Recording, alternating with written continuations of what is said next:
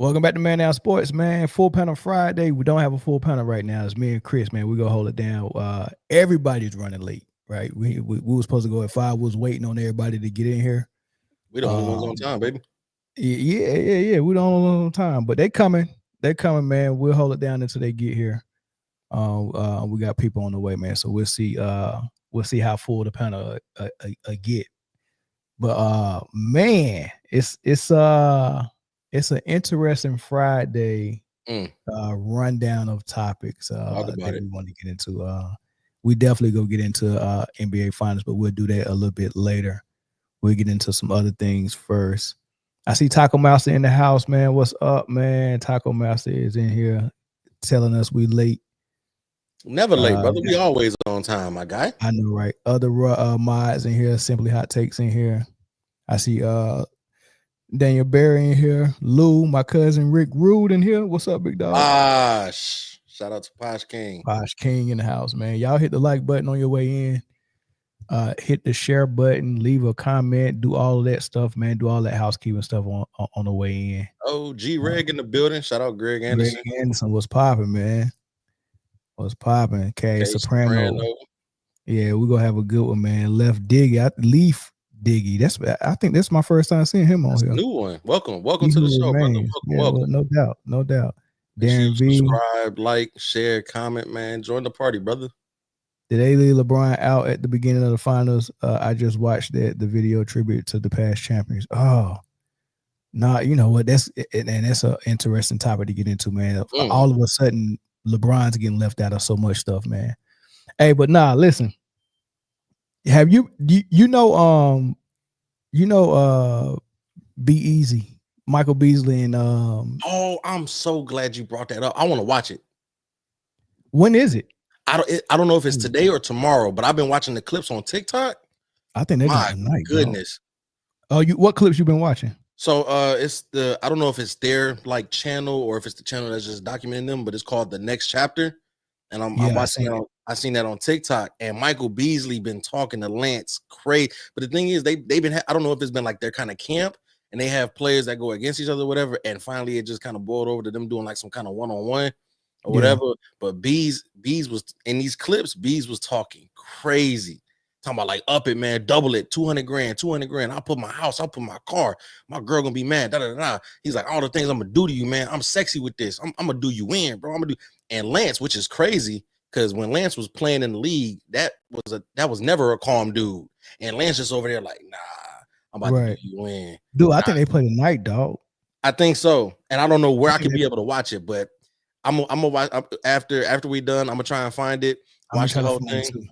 I don't know if it's live. I think they record it and they go post it. Probably, but I mean, so they probably playing right now as we speak. But nah, I got some of them clips, man. This junk crazy. Y'all listen to this. I'm gonna do it to you real nice and slow. You understand? I'm gonna do it to you sexy. I'm gonna make them people love you tonight. You understand? Hold on. That man been watching too much Diddy trial, boy. Hold on. I'm gonna do it to you real nice and slow. Make them love you tonight. Hold on, dog. Hey, Jay. What up? Have you been hearing Michael Beasley and Lance Stevenson go at it? Yes. Listen to this, dude. I got a clip for you. Hold on. For real. I'm gonna make the people love you already. I'm gonna have you shake it ass, nigga. I'm gonna make you dance, Lance. No, I ain't gonna do that. I'm gonna make you dance, Lance. We gonna get straight to it, nigga. I'm gonna bring my dancing shoes and I'm gonna tap all over that court. You understand? You better. I ain't gonna just shake ass. No. Nobody in the world ever did that. I tell you what I'm gonna do to you. Nigga, fuck what you gonna do? Sweep through left, nigga. If you stop it, nigga, I'm gonna spin, nigga. If you stop it, I'm gonna step back. If you stop it, I'm gonna go the other way, nigga. I'm gonna tell you what I'm gonna do to you. I'm gonna talk to you, nigga. I'm gonna teach you why I'm sexing you the fuck up, nigga. This ain't all right. The fuck is you? This consensual, nigga. I want the people to know that. Make sure you get a bigger shirt, cause you be in that motherfucker. I ain't wearing no shirt. Cool, nigga. Better. Get to them nipples. You hear me? Hey. Yeah, it's gonna be real. It's gonna be real sexual, nigga. It's gonna be real sensual, nigga. I'm gonna do it to you, nigga. I'm gonna real do it to you, nigga. You hear me? Why the dramatic music in the background? All these dudes. Bro, That nigga Bees is going crazy. This dude said, "I and want still, the people to know."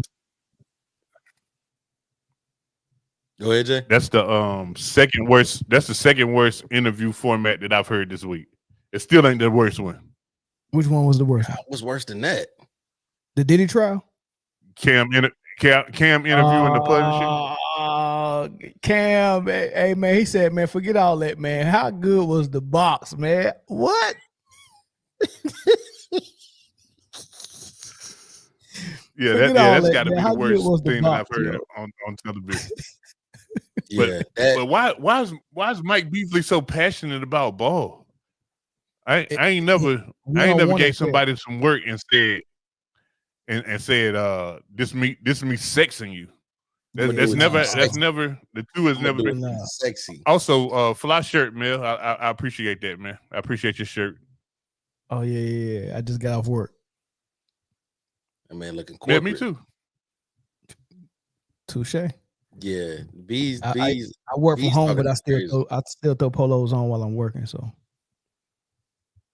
I threw one on today, man. For some odd reason, it don't resonate what I have to do on Fridays to some people. Yeah, I can see that. They'll even say it. Oh, you gotta. Let's do this. Huh? That's because you wearing it though. That you wearing it well. Like people read off you. You know what I mean? They'd be like, man, dang, did he look up to it? Should I even act? Oh man, he look like he fine. And you know, I ain't even talking about that. I'm talking about the pies. They were like, hey man, which one? You know, I got a pie at 7. Oh yeah. She was like, yeah, for nigga, sure. what we eating? Yeah, something fast. It's like that over there too. Yeah, it's like that too. Hey, but back to the shirt. Let's get some Mexican food from Mexico. Like, you know how old this shirt is? I think I've seen it before. Yeah, I had it since I was in Virginia. Like you bought it from my guy on his first day of school. Oh, nah. This was probably. I bought this shirt. You caught that, Chris? Yeah. I bought this shirt in 2012. Yeah, damn. Yeah, from Williamsburg at the outlets up there. 2012, I was a junior in high school. You're welcome. Yeah. Well, Chris, I got 2002. I don't know. I got draws older than you, Chris. That's a damn shame. You shouldn't. You shouldn't. I might still have some 2012 draws, bro. Chris, what year was you born in? 94, 95? 95. My daughter's not have no draws from 95. My daughter's in there making a Father's Day card, and they come in here and ask me how old I was, and when I told them, they act like it was like they asked me what year I was born. When I told them, they act like it was like the oldest year they've ever heard before in their life, man. That was like, wow. I'm like, man, get up out of here, man. I'd have grounded them immediately. No TV, no going outside. Y'all 2 weeks. Y'all on lockdown. Ain't finna talk to me like that. All right, man. Let's get into this first topic, man. Tom Brady is just the latest person to leave LeBron out of a list. It seemed, look, I'm telling you, man, like Shaquille O'Neal just gave his top 10 on record. He did have LeBron in. He had LeBron in number 3. No, LeBron was 3. He was number 3. Yeah, Bron was number 3. Mm-hmm. And then he left Kareem off his list. That was wild. That was crazy work to leave Kareem off. But I like the fact that he put Dr. J in it. But there's a lot of lists that's been coming out from some of these ball players. And the more people that give lists out, the more I see LeBron either dropping, like not in the conversation with MJ anymore, like he's number 3 or below, or he's not even on the list at all. And Tom Brady was getting interviewed, and they asked him, man, give me your all-time GOAT of GOATs. Actually, they said, give me your Mount Rushmore of GOATs. Mount Rushmore is what, 4 or 5? 4 people. 4. Well, Tom Brady named about 15 people, and LeBron wasn't one of them, man. And I think that's interesting. This how he broke it down. Who is your Mount Rushmore of GOATs? Michael Jordan. He was my childhood idol. He was unbelievable. Obviously, I loved Kobe Bryant. I still love Kobe Bryant. Tiger, his competitiveness, what Roy McIlroy's done. I love that. Shohei Ohtani, what he's done has been unbelievable. Barry Bonds. He went to my high school. I was the biggest fan of him growing up. Michael Phelps. I love him. Michael Johnson. Asia Wilson from my Las Vegas Aces. I love her. She's amazing. Caitlin Clark and Angel Reese. This little thing they got going. I love that. It's been really exciting. He named a lot of people, dog. Michael Phelps. This man said Angel Reese and Caitlin Clark. He naming people just to name people. Yeah, once he got and out LeBron there, couldn't get no nod, man. Why are people forgetting about him already? I don't think it's forgetting. I think it's just. I think a lot of people are. When you ask a question like that, like who's your GOAT of GOATs, and you do like what Tom Brady did and went down, the list of different sports, right? I don't think you can justify putting LeBron in that same realm as Mike and Kobe and Kareem as those that represent the GOATs of basketball. Because when you think about the list that he said, right, minus Angel and Did he Caitlin, say right? Kareem? No, but I'm adding Kareem for me. But I'm just saying, like, if you looking at the list of GOATs he named outside of Caitlin and Angel Reese, right?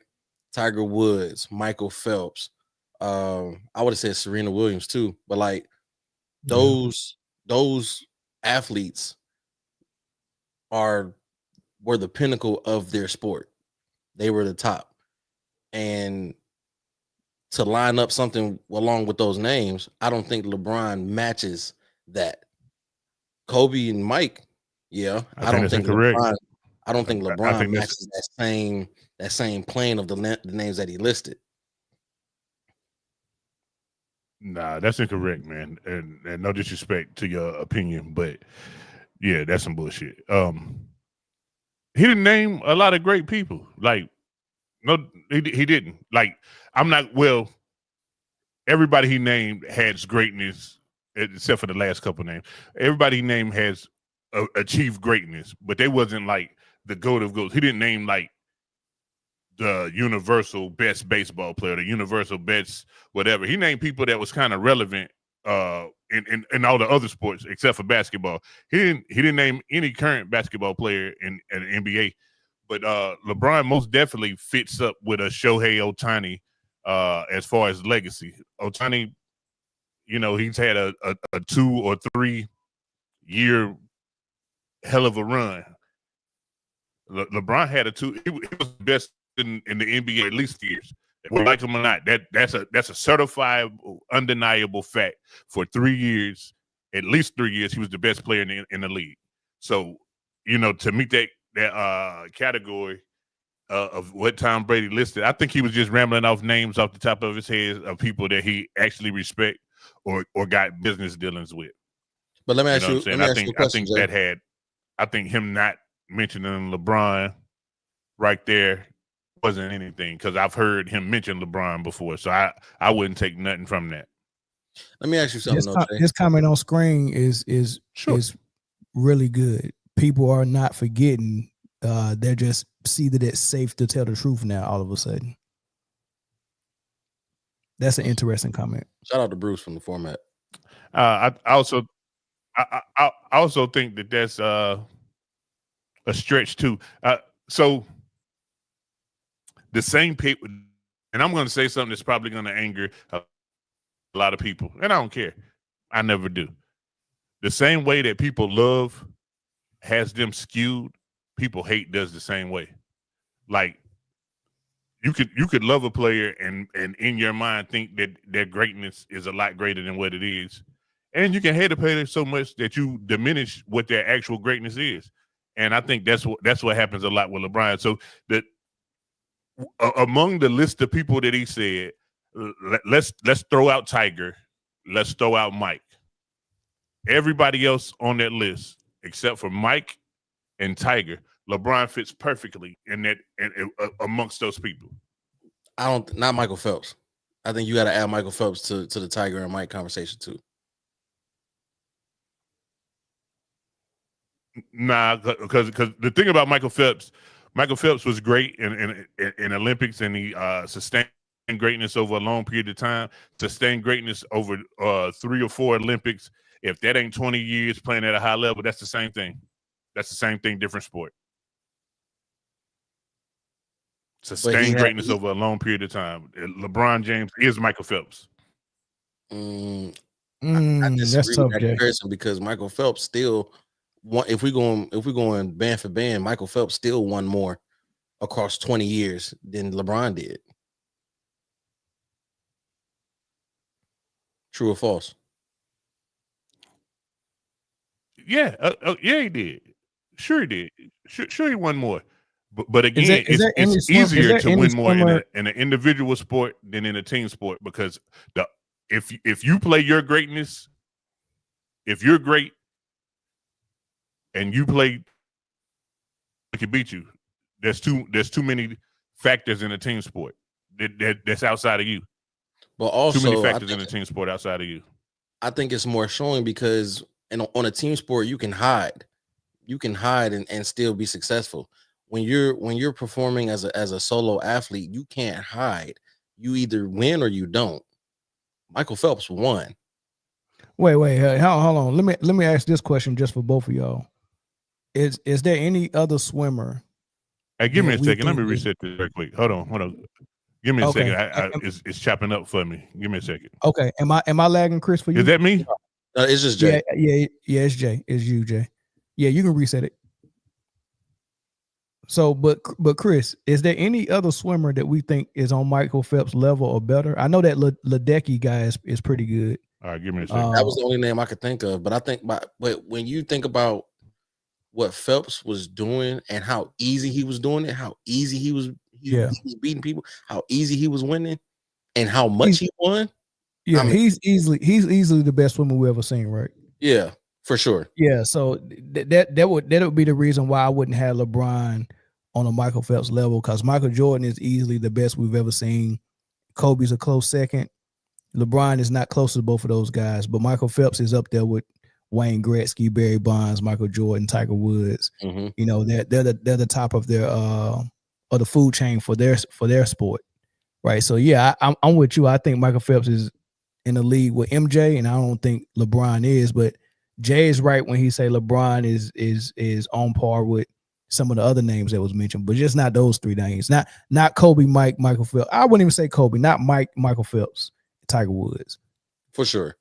But I think that might be a problem with Tom Brady's list, is because he's kind of mudding the waters a bit by naming some of these names. Like, I wouldn't put Shohei so fast up there because we've only seen Shohei for maybe 6 years. Yeah, what he can do is great. You know, it's not really too many successful two-way players. You know, the last one that everybody can think of is Babe Ruth, right? Who they consider he's up there in the GOAT conversation for baseball players, right? But Ohtani got a couple of MVPs. He just got his first ring, and you know he's only been doing this for 6-7 years now, and he hasn't pitched in the last year and a half due to injury. So he's essentially just been a designated hitter, right, for the last year and a half. Yeah. So, you know, I'm not so ready to throw. Is Shohei Ohtani great? Absolutely, because he pitches at a high level and he hits at a high level. But I'm not ready to put him up in the same breath with a MJ or a Tiger or a Michael Phelps, right? I would have Serena Williams up there. Serena Williams. I would have like a Rafael Nadal or a Djokovic for the men's side of tennis up there. All the Grand Slams that they've won. You know what I'm saying? Messi and Ronaldo. Or Ronaldo or what's the OG? No, the OG. You're talking about Pele. Pele, yeah. Yes, and that's the conversation when it comes to like soccer like that. But for me, I just don't think that LeBron is sitting on the same plane as, I mean, if there was like tiers, then I would agree that LeBron could be on a Shohei level. Even I'm not willing to call Asia the GOAT of the WNBA yet, but she's on a level of greatness where she could become that. Yeah, she's on that level. She's on that level of like it is a good conversation. Yeah, because I mean, she's got 2 rings, 3 MVPs. Yeah, but the best Already. player cut her career short like Barry Sanders did, Myron Moore. Mm-hmm. Right. So But you got Myron Maya Moore. had 4 when she left. Yeah, but think about it. She would have stayed. Like Cynthia Cooper, she got what, 3 straight with the Rockets, and then the WNBA didn't start. The Cynthia Cooper was already like 33. Mm-hmm. So she played overseas her whole career. Played at USA with Cheryl Miller. Went overseas, and then once they made the WNBA, she was already 33. Cheryl Miller didn't even try to play. She was like, "I'm done." Like, you know, imagine if Cheryl Miller would have came and played 3 years. I would have loved to see that, man. Yeah. So like I said, I don't think that that LeBron is in the same breath, but with some of the names that Brady mentioned, like I said, like Shohei and stuff like that, he can be in that conversation as far as like potential to be in that conversation. Yeah.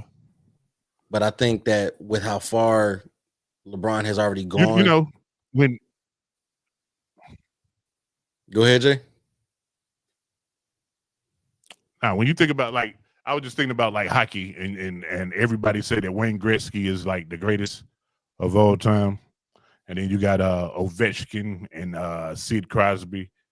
I think the gap in basketball is like that as well, where Jordan is universally the greatest, but to say that LeBron doesn't belong in the midst of names like that, I think that's borderline just hate. I think that I can understand people not saying that he's the greatest of. Hold on. I can understand people saying he's not the greatest of all time, which I would agree with. But I think people try to diminish his level of greatness because they don't like him personally, or they don't like his brand of basketball, or whatever they don't like.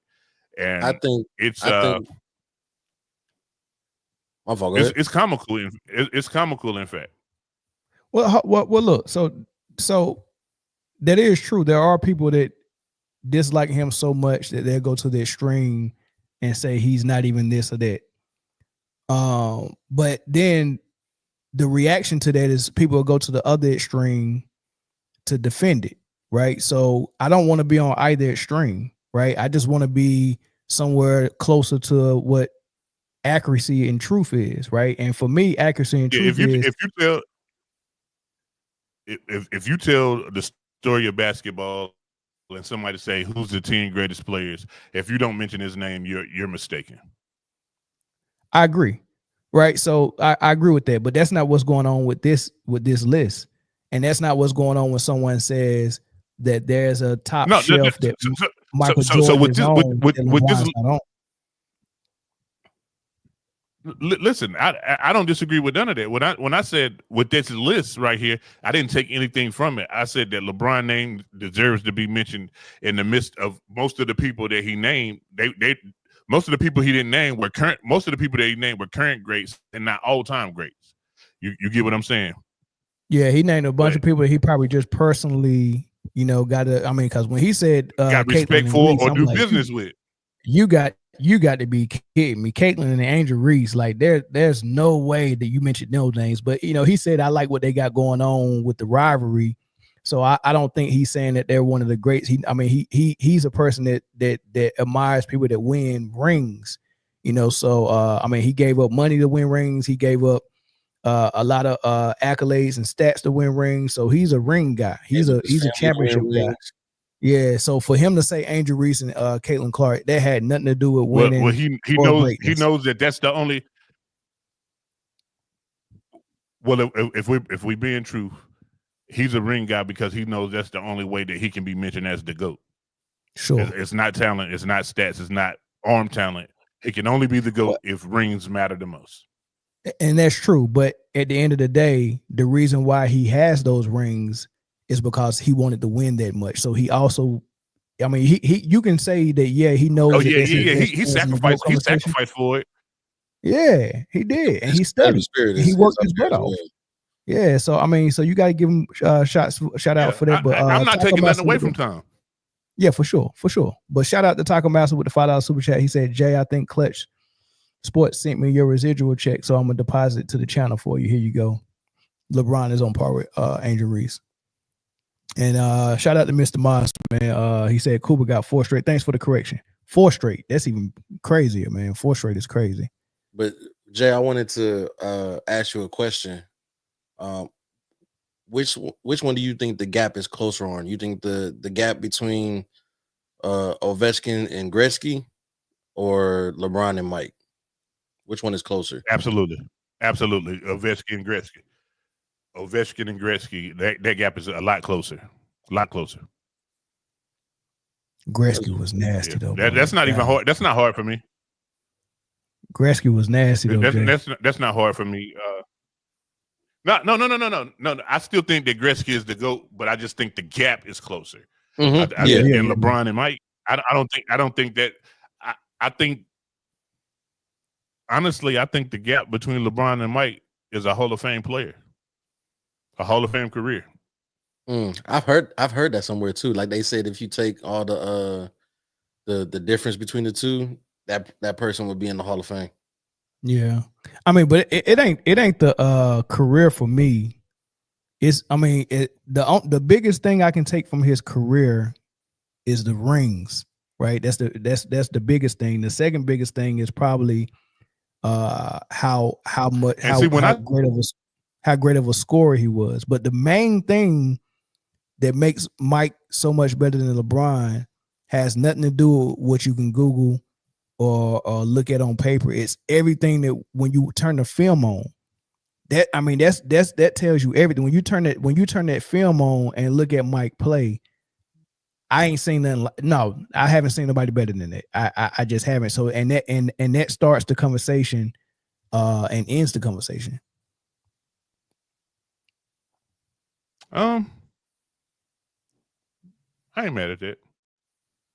Drama Therapy, another $5 super chat. LeBron might be the greatest role player to ever be mistaken for a number one option. The power of false narratives is crazy. I mean, he was a number one option 100% his first 7-8 years in Cleveland. When he went to Miami that first year, it was kind of foggy if it was him or Wade, right? Then his second year, it was obviously him because Wade admitted to stepping back and letting everything go to LeBron. So he was a number one option in Miami. Of course, when he went back to Cleveland with Kyrie, he was still a number one option there. And when he went to LA, maybe during that bubble, it was sometimes AD, sometimes LeBron. It was sometimes I get that. You can say that in LA. You can say in LA, between him and AD and him and Luka, you don't know who the number one option is. I get that, but not his whole career. I mean, he played 23 years so far. So, I mean, you got to give him at least 19 of those. He was obviously the number one. So I wouldn't say he's a role player. Jay, that was random as hell. It was random. Jay King of random stuff, man. King of random stuff. We're gonna open the phone lines up, y'all, real quick, man. I want to see what everybody think. As a matter of fact, let me get this phone set. I'm so glad you finally did that. Did what? Scroll the number at the bottom. Why? I just think that looks so sweet. That might just be a personal preference for me, but I just think the scrolling at the bottom, that shit looks so sweet. You know why I stopped doing it? Because a lot of people be looking from their phone and it's hard to see it. Yeah, they like we would have it scrolling at the bottom like a year ago or maybe 2 years ago, and people will be like, "Where's the number?" Where's the number? Yep. You might have to change the background from purple so it could be like more pop out, but yeah, I like the scroll. Well, maybe the scroll is here to stay. Come on, Young, where you at? Shout out to Nathaniel, yo. Nathaniel. All right, we got a call on here. You got YouTube on in the background. You need to shut that down so we can't hear the echo. Am I good? Yeah. What's good? What's your thoughts? You got 1 minute. I wanted to ask you guys, okay, let's say if LeBron was never close to Michael, when do you think LeBron was closest to Michael? And do you think that the longer he plays, do you think he's getting closer or further away? And I'll take your answer off the air. Okay. All right. Thanks, bro. Is this Curtis? Yeah, can you hear me? Yeah, that's me. Yeah, what's up, big dog? I thought I recognized you. Yeah. Chris and Jay, man, I'll let y'all get to that one. The closest he's ever been, in my opinion, is now. I don't think Hell that. No, it's now. I'll tell you why. I'll tell you why. Because the only way that he has to catch Mike in anything is summation of everything. Like you have to look at the complete picture. You get what I'm saying? I'm not saying athletically on the court. I'm just saying that right now in the actual GOAT debate, he stands closer than he stood 5 years ago, 10 years ago, or whatever. And so to on paper, you saying he closer? Yeah, absolutely. Because on paper is all that matters. Okay, Chris. And the closest on court was probably when he was 16, dropping his ass off at the Jordan camp. For me, I would say the closest he ever was probably the ring in Cleveland. And I definitely think after that is once he started getting further away. I think the more he openly, and he might not have said anything, but the more we saw him pursue all these other, numbers, accolades, and him trying to, do all these other things to get there, it just actually pushed it further away. Because it wasn't natural. He wasn't naturally chasing Mike. You get what I'm saying? If that makes sense. You know what he's doing, right? Because it's a time frame of when you come in and you dominate, you do your damage, and then you leave. Like it's supposed to be a natural progression with all of this, right? And he's been able to break the mold of what's supposed to naturally happen. Like dudes was retiring 35, 36, not just because their bodies was getting old, but because why? Like, why am I still here? I done made a buttload of money. I done won. I did everything I wanted to do. Why am I still here? I see all these young bucks coming up, and it's their turn. Like, you got to know when you leave. If you got 4 years to do high school, you do your 4 years and you get out of here. Jay, if you get a 3.8 for your all 4 years at high school, and I get a 3.5, I can't decide to stay an extra year to try to break your record of a 3.8. If I do stay an extra year and get that 3.8, and let's say I get a 3.9, are you impressed? No, I did really. 5 years to break your record. Or I did 5 years to try to surpass you. That's not impressive. That's what LeBron is doing. He's saying, I'm going to stay in high school as long as possible so I can finally get that 4.0 before I get up out of here, because MJ had a 4.0. Right.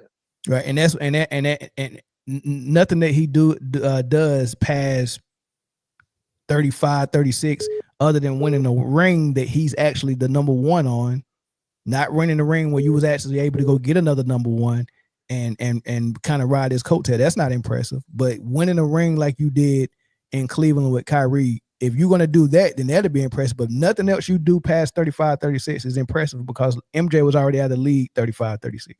Well, Roland, I'll let you go off that, man. Thanks for the call. Okay, appreciate it, man. Thank you. Yeah, the second part of his question, man, I don't think he's getting closer or further away. I just think he is where he is. Yeah. Yeah. All right, caller, you got a lot of background noise. Can you cut that background noise off? All right, got you. All right, go ahead. Hello? Yeah, go ahead. What's your thoughts? All right. I don't think LeBron should be anywhere close to like any GOAT of the GOAT conversation, because I feel like if you're the GOAT, anybody that you play against throughout your career should be like second, should be never a debate who's number one or who's number two. Because I feel like there's a couple years, the NBA, most of the people that watch the game feel like KD was better than LeBron. And then a couple years after that, we said Steph. There was a debate. Was Steph better than James, or KD was better than James? There was debate that was going on. Sure. And when MJ was playing, everybody was playing for second. There was never like, oh, who was better than MJ at that time. Don't matter if Akeem got MVP, Charles got MVP. He was never like, oh, that better than MJ. Was never like, oh, who's playing for second? So with LeBron, like, there's a couple years like KD was the best, Kobe was the best. And wait a minute. Wait a minute. I was waiting on you to say that. I was waiting on you to say that. Fact, though. I was waiting on you to say that. There's a guy. There's a guy who would argue with that. Who? His name is Timothy Duncan. Yeah, exactly. Like, to be honest, no, listen though. Like, to be honest with you, I don't even think Duncan was better than KG though. That's my opinion. I don't think Duncan was like better than KG. Like, I don't even like, I put Duncan because of the 5 rings he got, but as a like real basketball player, I think KG was a better player than Duncan. I can't let you get that off. A lot of help. I can't let you. I can't. No. Nah, you got to let him get it off because what that tells me right there, that tells me everything I need to know. All right, man. Listen. Let me ask you a question though. Sure. Let's just say like most players right now that's playing right now in the league, you can't see a little bit of Duncan. Not Duncan, KG. KG like was the big guy that used to bring the ball down the court, defend 1 to 5. Duncan was a post defender. KG was like defend from 1 to 5. He could switch to the small guy, go back to the big guy, and calling every play before even play comes out. It's calling every play. KG, KG only played with Hall of Famers when he went to Celtics. The whole time he was playing for Minnesota, he had no Hall of Famer he played with. He only played with 2 Hall of Famers. Zerbiak, boy. Come on, man, stop it. Cut it out. Knock it off, man. Come on. And as for Brady, I don't think you can put Brady in the GOAT conversation when you got Spygate, Deflategate. He gained from those rings. So how can you put Brady in the GOAT conversation when he got Spygate and see, I told you it tells us everything we need to know. Seriously, that's a conversation that we're gonna have during football season for real. Nah, but what you have here. Come on now, man. You can't. What you have here, you have personal preference over everything, and it's hard for a lot of people. Let me ask you a question though. Well, hold on. Let Jay speak. Hold on. Go ahead. It's hard for a lot of people to separate the personal preference from actual talent. Like, so I could tell he liked the way KG played the game, but to say he was better than Tim Duncan, he did not like the things that were associated with Tom Brady. But to say he's not in the GOAT conversation, come on, that's not even logical. You know what I'm saying? We got to take our personal feelings aside sometimes. Jay, sure. Jay, let me ask you a question, right? Why Brady's the GOAT? Because he got 7 rings, right? Yeah, that's the only thing that makes him the GOAT in my opinion. Let me ask you a question. He threw the ball better than Rodgers? No. That's a no. He don't throw the ball better than Rodgers. When Peyton Manning was playing, you like all the DC, they was talking about a quarterback that keep them awake at night. He was always Peyton, was never Brady. Brady was playing for a system that worked for Brady though. Manning was the system. So any DC that was playing against Peyton, they're always talking about, yo, Peyton keep me up at night. He's not a better player than Peyton. He benefit from playing for a Bill in the New England system. And he got 7 rings. But if you're gonna talk about 7 rings, let's talk about Spygate, Deflategate, because he benefit from those too. He's not a better thrower than Rodgers. He's not the best IQ when it comes to than Peyton. And what Pat doing right now, come on now. We can't put him as a good. If it's for that, then now you want to do if that. You're talking about rings, or let's put Bill Russell as the GOAT. And I just heard you throw a young man by the name of Patrick Mahomes in this conversation. That's not fair. Because I'm not gonna say, hey, I'm gonna say anything negative about that guy. Well, what I'm saying, Pat gives you all the Brady don't have. Pat got all of that. The skill set, the rings. He think I'm gonna argue that. He think I'm gonna argue that. He think I'm gonna argue against that, man. Come on you're now. spitting now. Now you're spitting.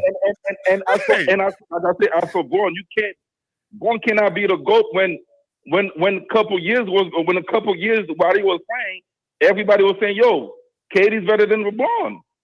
Like, come on now, we can't do that. Listen, man. One of the things about LeBron is to come in with that much fanfare as an 18-year-old kid. People wasn't gonna like that from the beginning. He played good basketball throughout his career. I can say that people would argue who's better, him or KD, and who's better, him or Steph, or who's better, him and Carmelo. But when you look back, the answer is blaringly, it's LeBron. And in the moment, you might not know, but you got the gift of hindsight. You can look back right now and say, yeah, it was the dude with the ball spot. It was the teenager with the ball spot. You can say that now. It's cool. You know what I mean? And look, I'm not trying to big up. I'm not trying to big up anybody. But what were you saying about Pat again? And as far as on the GOAT track, I missed that. Run that back one more time for me. Caller, I got a question for you. Hey, go ahead. Last point, man. Then we're gonna move. I got a question for the caller real quick though. All right, listen. The media in the NBA, right? Since Adam Silver took over, any players that feel like that was a problem for Braun, though, they put the media to trash them boys. Melo, they did that to Melo. Why you think the media hate KD so damn much, bro? Why you think that? Because in their mind, they feel like Steph was not the one, but they know for fact Braun cannot F with KD. So they try to do everything they could do to trash KD for anything he does, bro. Anybody that get closer to Braun that never feel like that better than Braun, dog, they try to trash you. They did that to Melo. They did that to Kai. And they've been doing that shit to KD for the past 10 years. Like, they trash him because anybody that get closer to, yo, he better than Braun. You got Clark Sports, got a bunch of clowns in the media doing the dirty work and all that. And you got Adam Silver do everything possible to have his own fucking GOAT. Because he's scared of like, yo, Davidson was the GOAT. Heaney has the GOAT when he was alive, MJ. So he tried to create his own GOAT with LeBron though. But people that know basketball say, yo, dude not even in the top 10, bro. Come on, bro. He's not. Skill-wise, he's not, bro. Fair enough, man. I give him that. He got the IQ and all that, but no, he's not, bro. He can't create his own shot like that, bro. He can't, man. Who you talking about? You talking about LeBron? He make the right plays. You talking about LeBron? Nah, bro. Yeah, that's what we need to take over. I don't want to listen. make the right play. Look, I think you've been a little bit too hard on this game.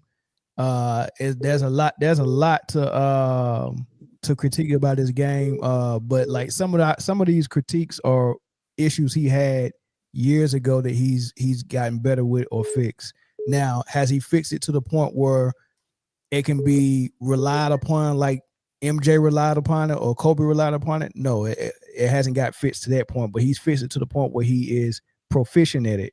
It's just not his go-to and it's not an A+ thing for him. But I mean, we got to give him a little bit more credit than that, man. He's a great player and he's definitely top 10. So can't give you no credit when Justin Terry and JJ stopped you, bro. Come on, bro. Yeah. And I mean, the fact that that's another. Hold on, but that's another. Hold on. That's another criticism that we got of him. But that criticism is true, but it doesn't equal to he's not top 10 or he's not in. I told you, man. People can't get their personal preference out their system, bro. I agree with all your critique on his game personally, but that doesn't pull him all the way down below some of these other players. He's still above them. He's just that critique makes him not comparable to Michael Jordan or Kobe. But everyone else is a debate. No. Because hold on. Because we've never sat down and critiqued everyone else's game like LeBron's. No, like we had a conversation 2 weeks ago with Dominque, and she said David Robinson was better than LeBron. No one has ever sat down and critiqued David Robinson's game and said this is what he can't do. So we don't even know the downfalls and the shortcomings of David Robinson. We haven't went down his resume and talked about how many times he lost to Utah, how many times he lost to Houston, how many times they sit that boy home. Even when he had Dennis Rodman, he couldn't do nothing with him. Nobody talks about that. Nobody talks about his shortcomings. Nobody talks about what he can't do, right? Nobody talks about his post game and how he pretty much got maybe a jump hook and maybe a fadeaway, maybe. You get what I'm saying? But nobody's critiquing the people that they're comparing to LBJ, but everyone critiques LBJ because his critiques has been publicized so much that we know exactly what it is. But put a spotlight on David Robinson, put a spotlight on Giannis, put a spotlight on Joe Dumars, put a spotlight on Vince Carter, put a spotlight on all these dudes that you're saying better than LeBron, and you'll see that they're not better than LeBron. So somebody said Joe Dumars was better than LeBron. Somebody said that. None of these dudes call themselves the GOAT though. But that's why I said. But when you claim yourself, you're the GOAT.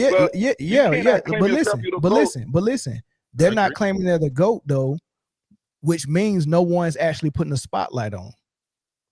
But what people are doing is saying, I'm going to put everyone because we love the 90s and early 2000s so much. People are grabbing people out of that era and saying just because they played in the 90s and it was a tougher era, that automatically mean that they're better than LeBron James.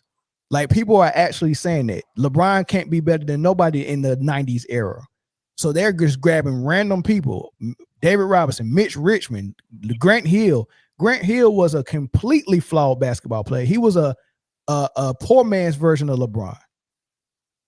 As great as Grant Hill was, he's the poor man version of LeBron. They putting Scottie Pippen over LeBron. I don't know if I should take that as disrespect. I was waiting on you to say something, Jay. I don't know if I'm rocking with poor man LeBron. Dude, he played with triple-double basketball. He was a point forward. He didn't have no jump shot. He didn't have no 3-point. He could beat you off the dribble and get to the hole. Except he don't jump as high as LeBron. He's not as big as LeBron. He's not as strong as LeBron. LeBron shoots better than him. He don't post up as good as LeBron. And Mike and Scotty couldn't do shit with Grant Hill. Man, listen though. Don't forget that part. Don't forget that part. Game 4 and Game 5. Listen, Game 4 and Game 5, you right? talking about old Scottie Pippen and old Mike? Hey, look, we gotta take that comment off the air, man. Thanks for the call, bro. I bet. All right, yeah. Jay. What up, Zoe? Do nothing with it. What's happening? What's up, Zoe? Hey, man, why they turning me into the dude that's got to defend LeBron? You know I don't like doing that. I heard. I thought my ears was tripping. Right, I was a clip right there. I'm clipping that definitely. They ain't gonna believe it was you. They gonna take I thought my ears. I'm like, man, this sounds like he advocating a little bit. They gonna say it's AI. You know what's funny? You see what I'm saying? You see what I'm saying right here?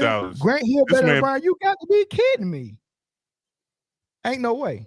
Hey, listen. He ain't a poor man's LeBron, but he damn sure ain't better than LeBron. He definitely a poor. And if you don't believe me, just ask Grant Hill. Zoe and Chris, this caller for you, man. Caller from Texas, what's up? Man, if y'all don't stop this nonsense, man. You got 1 minute. Man, you already know I got 1 minute. You say every time you hear me, that's what you gonna say. Like, bro, but come on, dude, bro. Like, y'all stop this, man. Like, my nigga. Like, I'm seeing comments on the screen talking about Kobe, all that. Like, bro, like y'all stop this, man. Like we want to say, if we want to say Jordan is Jordan, nigga, I agree. I ain't never said nothing differently than that. But anybody else, bro, that's all talking, like I'm saying, how are we coming to the conclusion who's in the same breath? Like I'm saying, bro, like the top 75 was voted on by former players, GMs, and WNBA players along with the media. Bro, they had LeBron number 2. Like, so what I'm saying is that highest everybody line, bro. Like, except these, I guess you put it on Tom Brady for your confirmation. Hey, man, Don, you just set up and told me the other day, bro. You just said Shannon Sharp. How is he gonna lead basketball conversations? He never watched basketball. He was playing football his whole life. But then you sit up here and highlight nigga what Tom Brady said. Boy, you be a primetime goofball a lot of times, bro. I swear to God, you do, bro. Like square business, man. He's a primetime goofball. I'm talking about a primetime goofball, man. Like, come on, bro. And then, bro, and then the last dude that was on, man, y'all stop with all that. Like, he can't be this because of that. My nigga, y'all put y'all feelings in y'all pockets, my nigga. Basketball is in between the lines, bro. All that, who made the team, who called who, nigga, the reason they got together, all that shit does not matter, bro. Y'all, nigga, y'all killing me with that shit, bro. Hey, man, nah, that shit ain't funny, bro. What ain't funny? That shit ain't funny, bro. What ain't funny? Cause you lead this, man, bro. You need to stop this, bro. Like, stop this, my nigga. Like, you going too far, bro. Hey, man, why you so riled up, man? Yeah, like no, because bro, you got dudes that come, man. Come on, bro. Who got you all wound up, man? Nigga, you all wound up, and you 730. Hey, man, bro, come on, man, y'all stop with all that. Hey, hold up, please, hold up. So one second, so man, Don Chris, bro, like my nigga, bro, do me one favor, bro. Like, my nigga, go back and watch basketball. I'm saying the history, like on your own. For you to sit up here and say that Michael Phelps is in another breath than LeBron James, like, bro, come on, bro, he is. Man, hold on, y'all. Let's talk. Hey, bro. Yeah, that's the reason. I'm saying that's the reason. Okay, we can talk, but that's the reason right there, bro. That's the reason right there, bro. Hear me out, y'all. I'm gonna listen to you, bro. I'm gonna listen to you. But like, bro, come on, bro. Like, go ahead, bro. Hear me out, right? So, I'm saying, like, so when we talk about GOATs of sports, like people who purely just dominated their field. They dominated it for a long time and they dominated it consistently. There was no drop-offs, there was no this, that, or third. They came in, they saw, they conquered, they left. And when they was there, all they did was conquer, right? Michael Phelps fits that criteria. When he was active, all he did was conquer and he left. You can't say that LeBron conquered his entire 22 years to this point. Bro, you can because winning individual sports is different than winning a team sport. That you can't compare. It's apples to agave. And that's your argument, bro. Chris, that's your argument. But I said earlier, I feel like when you're not playing a team sport, I feel like that holds a little bit more weight because you can't hide behind other people on your team. What? I'm an individual sport player. Oh my god, bro. Go ahead, Jay. Go ahead, young. Go. Well, listen. I'm a wrestler. I made my trade by wrestling, by myself. You know what I'm saying? Yeah. If I win, I wrestle well. If I lost, it's my fault. I don't have nobody else to blame. When I played football, I could have had the best game. I could have had the best game of my life, and my quarterback sucked that day, and we still lost. So winning and losing is solely on your shoulders in the individual sport. Mm-hmm. In a team sport, every loss ain't. Go ahead. I can't even believe Chris saying this. Like, bro, hey, Chris, I mean, just use your own head, bro. Like, what you think is harder to do, bro? I'm saying you get up to the top of the mountain, or you carry along other individuals with you to the top of the mountain. You just sat up here and said that it's different. Man, hold on, bro. You just said that it's different because you said because when it's a team sport, you can hide, right? That's what you just said. I told myself just said. Nigga, we talking about LeBron. We talking about LeBron, right? Whenever has LeBron been on a team or been in a situation where he can hide? Miami. Please tell me. Miami. Bro. LA. Miami, bro. Like, listen, LA. what? Bro, listen, bro. He is currently hiding in LA. Listen, hold on, bro. Listen, bro. In Miami, like this what I'm saying, bro. This is why I don't listen to when you be like I don't know what your credentials are, but bro, in Miami, bro, like I'm saying, bro, you can't hide being MVPs, bro. Like you understand that? You can't hide being LeBron, bro. Like what you talking right now, bro? Like, bro, like I don't even understand like the words that's coming out your mouth. Michael Phelps, nigga, is nowhere. I'm saying to me, this is my honest opinion. He is nowhere on. He is nowhere on the tier of athlete as LeBron, bro. Like, bro, this nigga swim every 4 years. Like, what are we talking about, man? Bro, that don't even make no sense, man. Michael Phelps is at the top of his. Michael Phelps is definitely at the top of his. Hold on. You been spinning out. You been blowing hot air for about 10 minutes, dude. Man, nigga, that's how you been blowing, nigga. I ain't saying nothing. I've been letting you talk, right? When I start talking, silence. How about that? Silence. But nah, listen. I mean, Michael Phelps for not just in his lifetime, but for the lifetime of Olympic swimming, he's at the top of the food chain for that. That's Michael. I never said he wasn't. That's Michael Jordan for basketball. So when Chris said Michael Jordan, Wayne Gretzky, Michael Phelps, these guys are at the top, and LeBron is not there. That's the reason, because when we think about the top of the food chain for basketball, we think about Jordan, not LeBron. We think about Michael Phelps for swimming, big bro, not big nobody bro. else. That's a goofy logic, though. It's not a goofy logic, bro. Yes, it is, bro. Because LeBron.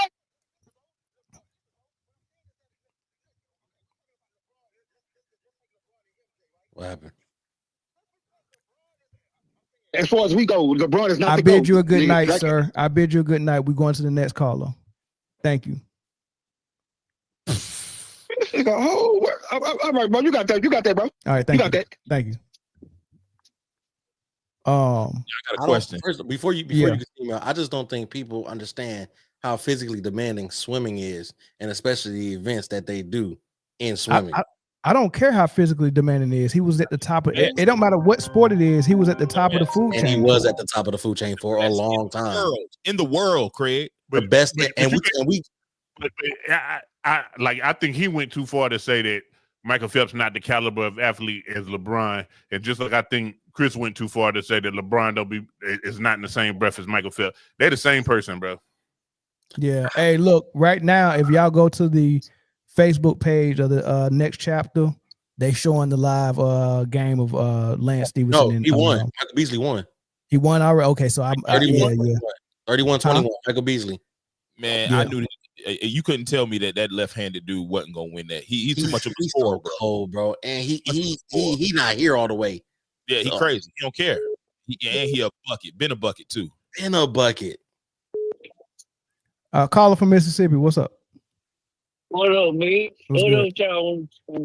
Hey, man, I'll be confused by the last comment.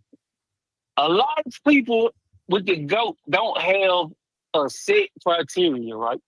Right. I understand why Mel put MJ, and then when he described it, he go Kobe, which I have a problem with that now.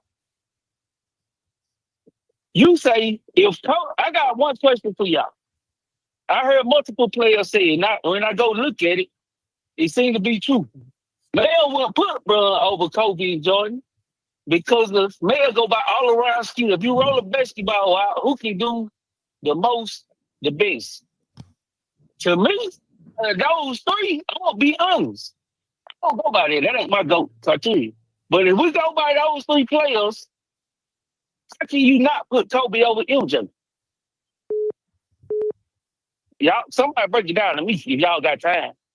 If that's the criteria is most skilled, how is Kobe not at the top? That's an easy answer. So here's a question for you.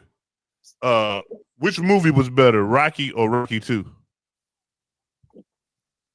I ain't watched it. I ain't never seen it. Any movie with a sequel. Any movie with a sequel was the first one. Friday. I know you seen Friday. Yeah, Friday or Friday after next. Ooh, that's tough to me. That's tough. It would be if you think Kobe better than Mike. Listen, the original is always going to be better than the duplicate. Simple. I want to act. I want to. How though?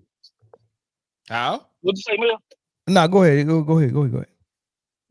No, I want to see but if I study your game to improve my game, that means that it's something about your game that I think is better than mine. No, I ain't gonna study. Hold on. I'm not gonna study a nigga that I think I'm better than. Right. You a student of the game. Kobe, Bron, these guys come up. If you want to use that, that's why I don't have problem with people you put MJ as a go. I really don't got no problem with the whole thing. But I'm saying if you want to use that, I understand. But at some point, when you reaching the top, when they studying MJ, Kobe added stuff to his game. Bron didn't use the mid-range, but they seen it. He had the flash, the jumping, the point forward, all that. Kobe added stuff to his game and then added the trade ball to his game. And I think it was the other guy, he was making a point for Kobe and Bron. To me, when you go to Kobe was fighting Bron. No, we're gonna skip for Bron. T-Mac, DC, the Boston, the Spurs. Then he went and fought Melo, Bron. Man, y'all guys kill me. Y'all guys kill me. Y'all guys kill me, man. Let's not act like Kobe was fighting T-Mac. And yeah, listen, he was doing all that with a Robin costume on. That man was doing all that as a number 2. No, I'm not going by that, Jay. Honestly, take the shot. We gotta remember that. We gotta remember that. We gotta remember that he had the most dominant force in the world at the time, anchoring his team. You can say that. You can say that. But listen, this your mistake with your question. From the beginning, your whole premise is jacked up because you said that people's criteria was based on who was the most skilled, and that's not people's GOAT criteria. I don't know who GOAT criteria that is. It's not mine or nobody else. No, I thought that was yours. I've never said my GOAT criteria is who's the most skilled player, because I think Pistol Pete is more skilled than Michael Jordan. I've never said the most skilled player is the GOAT. I never said that's my criteria. I said my criteria is who the best player is, and then based on what they was able to do with how good they was for a career, and I put those things together.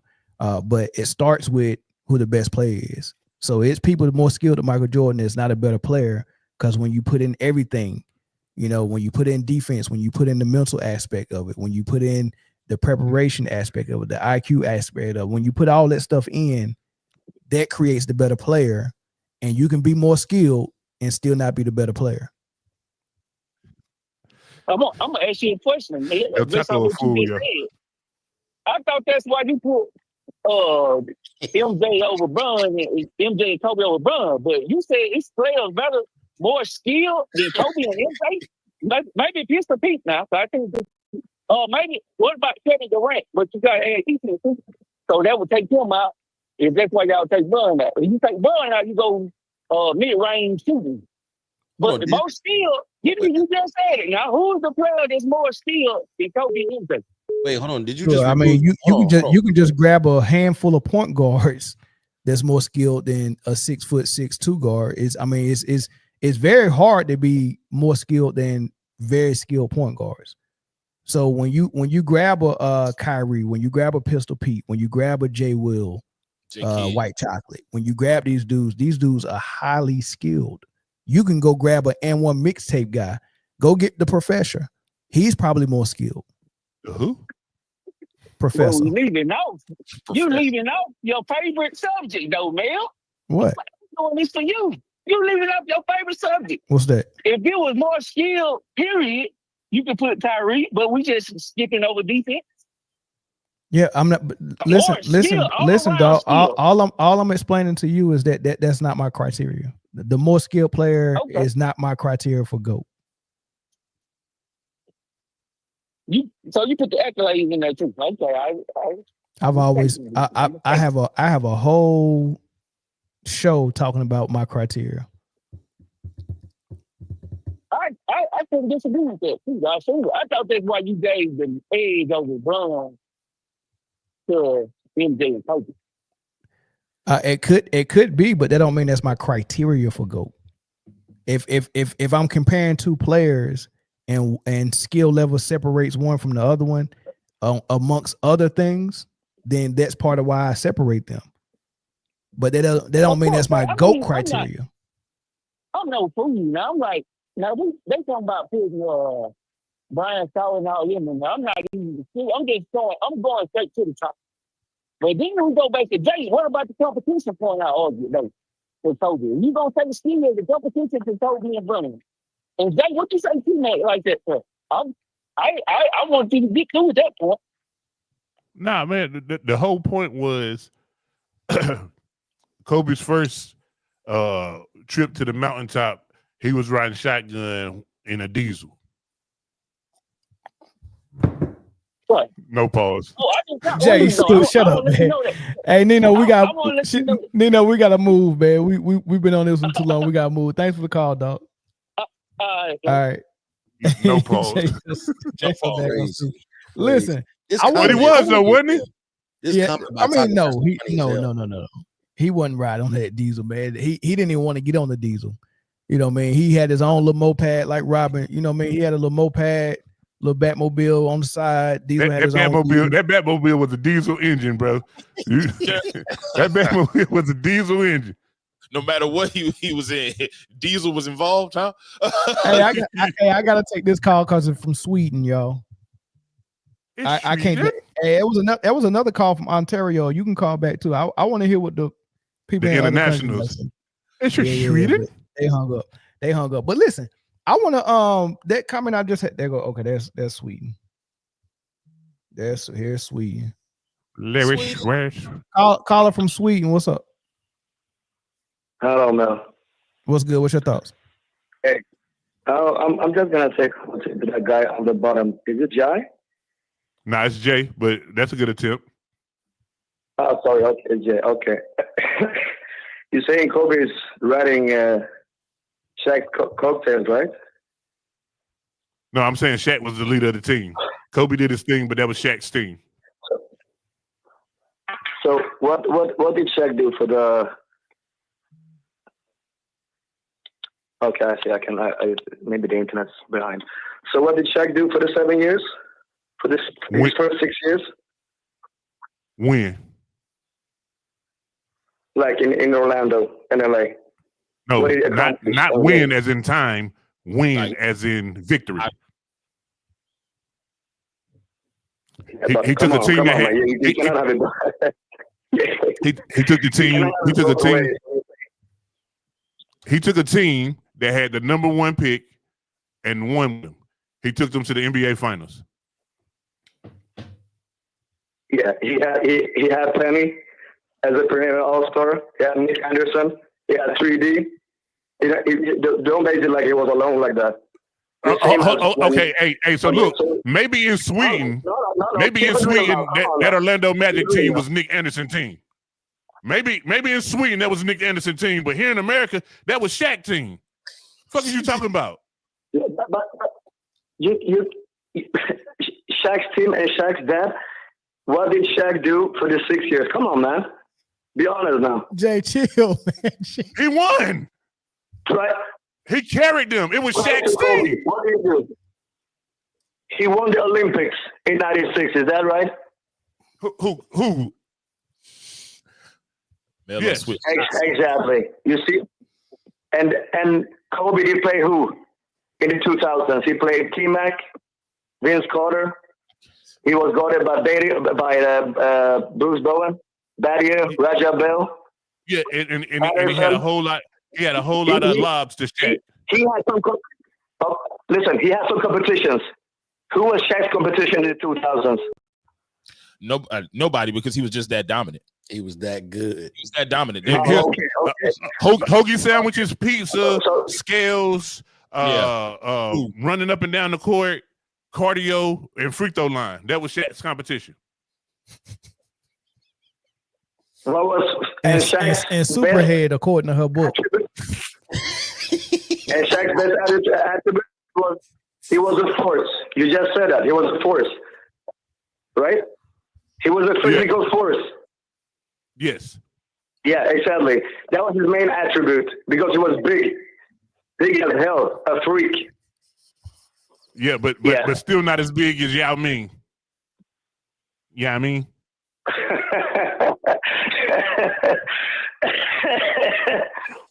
That's okay. I never heard That's nobody a good say that one. Nick Anderson led Magic. No, never heard that before today. I appreciate the call, bro. Hey, We thanks gotta for the move. call, bro. I never said that. I never said that. I said who did Shaq have in the team? Whether you said it or not, they're gonna clip it and it's gonna sound like you said it. No. Come on, man. Don't play me like that over here in Europe, brother. Come on, man. don't Hey, be now, like much that. love to our family in Europe, man. We appreciate you for real, bro. I'm just playing. No. We really appreciate the call, bro. Okay. Very good. Bye, man. All right, thanks, bro. That was fun. Hey, Jay, I think what he's trying to say though is Shaq had an opportunity. Shaq had an opportunity to get him a ring with Penny in Orlando and with Eddie Jones and Nick Van Exel elsewhere in LA. And he wasn't able to do it till Kobe showed up. He said Nick Anderson though, man. And 3D. Hey, but I still want to address this LeBron and Grant Hill stuff, man. I'm not slighting Grant Hill. I'm not saying Grant Hill wasn't cold before his injury. Mel, you listen. No, stop. What you have here is the LeBron hate is so high that said They he's can't better let than me Grant say Hill. he's better than Grant Hill. I can't say that. No, not even Grant Hill. You might can Is get he Bobby better than Hurley Grant off. Hill, Zoe? Is LeBron better than Grant Hill? Why are we having this conversation? Yes, he's Bruh. better than Grant Hill.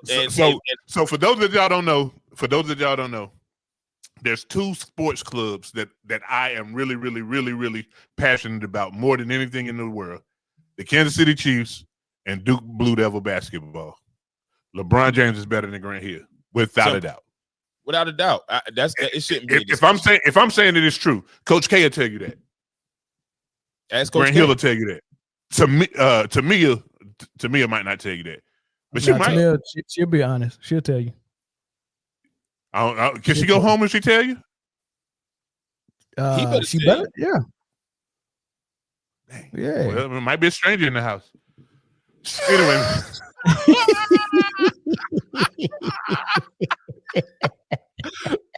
I wonder if our young people in the comments got that. Did they feel that? see, look, this is the type of stuff that people are saying. This can't be your reason why he's better than LeBron. Like, that don't make sense. That's crazy. Grant Hill didn't duck the fade, yes, but he is still not the better player. And see, this is the problem. A lot of people think this is a LeBron James hate campaign that we run over here. It's not. We like sports. It gets close though. It gets close. Don't worry. It gets close, but it's not.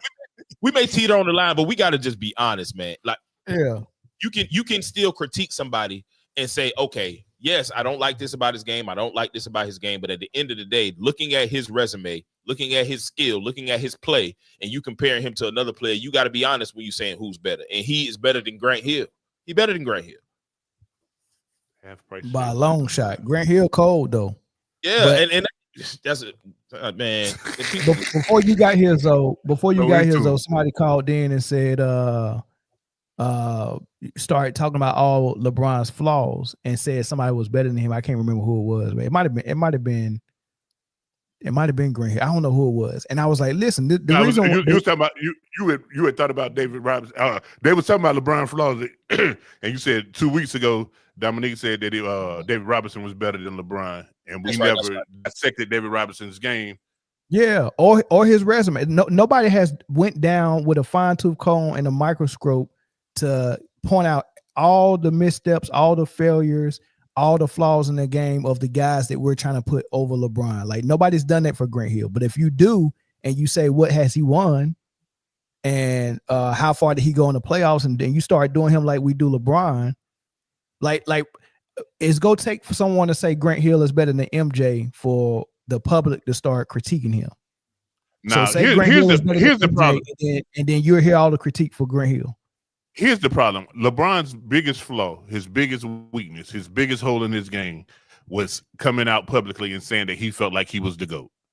You understand what I'm saying? So as soon as that happened, everybody said, hey, nah, we got to tear this man down. We got to put him in his rightful place, which is way further away from where his actual rightful place is. He's actually closer than the GOAT than where people place him. People are placing this man under people who was a questionable Hall of Famer. Like Grant Hill's NBA career is questionable for Hall of Fame. That's true. That's true. Because of injury, though. He got into it, but it was definitely because of injuries, but it was still questionable. No one said Grant Hill was a lock for Hall of Fame off of NBA career alone. Yeah, if you just looked at it, no, you can't say that. Somebody said Grant Hill had tremendous upside, but unfortunately didn't reach it like like D Rose. Let me ask you this: D Rose got MVP. I just got called a undercover LeBron fan. I'm not undercover, man. He like LeBron. Yeah. But listen, is D Rose better than Grant Hill? That's actually a good conversation to have. That's a conversation. But and I off think the top of my head, yes. off the top of my head, the answer is yes. Yes. Right. And it's obvious that D Rose played in the era with LeBron, and LeBron was better than D Rose, correct? Yeah. You see how easy that is? Easy. That's simple. Damn. D Rose is better, and D Rose won an MVP. I mean, that's a simple conversation. Yeah. Like it's easy for people like, yeah, D Rose is better than Grant Hill, but you can't say it for LeBron. Hey, like, Droz took me for a loop, boy. I didn't know. I was like, who the fuck is Droz? Droz might be better than it. You see how you got to put people in perspective like that? Is D Rose better than Grant Hill? Hell yeah, D Rose better than Grant Hill. Okay, well, LeBron is too. It's so hard for people to say LeBron is better than somebody. It's crazy, man. I don't like that. And we are not the LeBron Avengers over here, to say the least. What's my top five? Wow. LeBron is a made-up superstar. My top five is Jordan, Bron, Bean, Shaq at 4, Kareem at 5. Your top 5 ass. My top 5 it's is okay. My top 5 is Dylan, and Brian Scalabrine. Listen, I want to put David Robinson in any top 5 list that I hear. But that's personal preference. He definitely had a top 5 box cut. Yeah, he did. Let's get through all these super chats and then let's get to the internet. Did not cut out. Your mic level dipped for a second. Zoe. He's like, he definitely had a top 5 box cut. Yeah, I had to bend down to make sure that cut. Pause. You know what? Next box is top 5. That's I didn't even catch that. $5 super chat from Brian C. Y'all be letting Jay get away with saying some bull. Man just said Brady's only the GOAT conversation because of rings, as if it was easy to do. Okay. I didn't say it was easy. If Brady had his career with 0 rings or 2 rings, no one would say he was the GOAT. Bottom line. Like, no, this shit is simple, guys. If Brady had his career with 2 rings, no one say he's the GOAT. Yeah. He's had 7. Everybody says he's the GOAT. It's simple.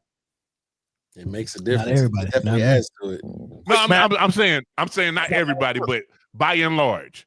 These things are simple. I don't just be saying random stuff, bro.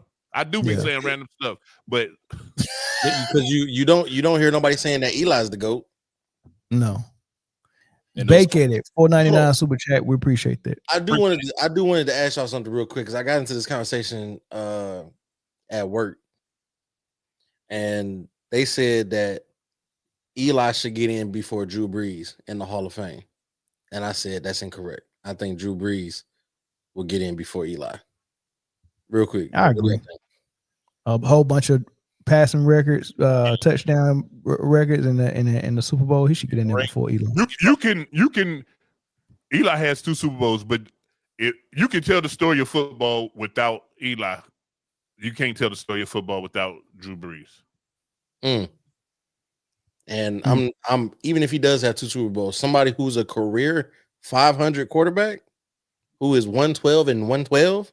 Bro, we watch the games. We know what Eli is. Yeah, that's what I'm saying. You can't tell the story of football without Drew Brees. We watch. You can say New York won 2 Super Bowls, and they'd be like, "Damn, was it Hostetler?" You know what I'm saying? Phil Sims. Drama Therapy, $5 super chat. Why do y'all use media hype as a measuring stick for greatness? Has nothing to do with anything. I don't know what media hype. Maybe he's talking about LeBron, but we're not using media hype. Like, I'm grading the player like I do everybody else. He grades at a certain spot for me, and I'm not about to put Grant Hill over him. Grant Hill's not a better basketball player than him. Y'all might like Grant Hill better than LeBron. That's Hell, fair. I might like Grant Hill better than LeBron, but let's just be honest, man. Come on, dog. I definitely like Grant Hill better than LeBron. Yeah. Taco Master, $5 super chat. LeBron just whined that players need a month off. That's not true. That's not what he said. Context. That's not what he was physicality. He kind of made the point that he'd be too soft for the 90s. That's not what he said, Taco Master. No. He was talking about what he was saying was that the referees go from calling ticky-tack fouls to letting them get physical. He said there needs a revving up period for a month, how they adjust the calling of the game. That's what he was talking about, refereeing. That's it. Go back and listen to the interview, man. Y'all guys got to listen and quit reading headlines. Or just come here and we'll tell you. Yeah. You know, Action Jackson, $5 super chat. MJ, Brian, Kobe, all one of them can do everything. Yep. Hey, sometimes it ain't you. Sometimes it's them. Only one of them.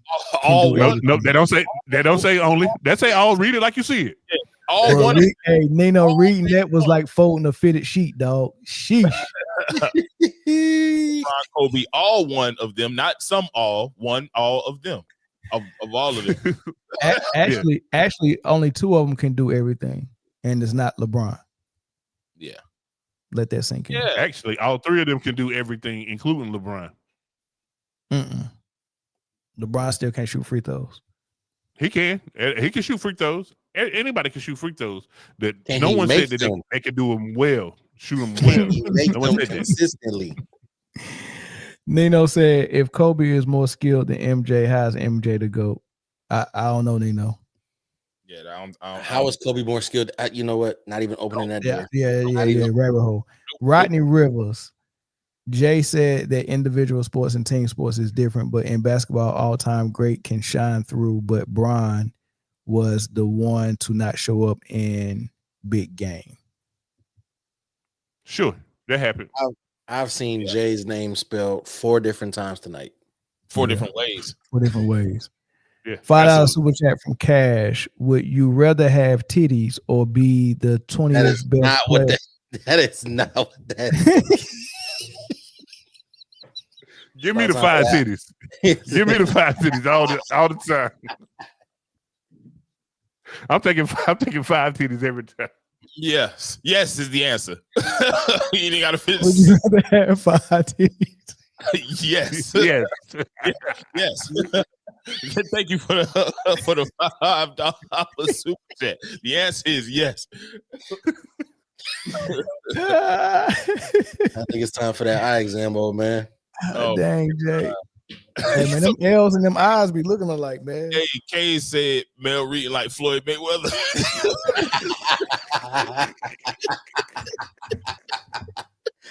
my name is Floyd Mayweather, and iHeartRadio. My name is Charlamagne Gang. The guy. Charlamagne. Boy, I got some names on y'all. Man, y'all got some names on y'all. Charlamagne. Yo, it's your boy Webby. I'm out here with DJ Angela Yee, Charlamagne. He said. Somebody pull it up. The God. I got you. But it was Charlamagne. The God. Hey, shout out Webby Young Trill Savage, man. That's a classic interview. That man got a classic interview. Oh my God. The God. The God. Angela Wheat. He tried to make a joke out of, man. Dang, y'all got some names on y'all. Nah, it ain't the names, dog. It's you. That nigga name is Envy. Like that is not a hard name. Regular word. That boy said Angela G. Angela G. Charlamagne. Go on. Go on. Oh boy.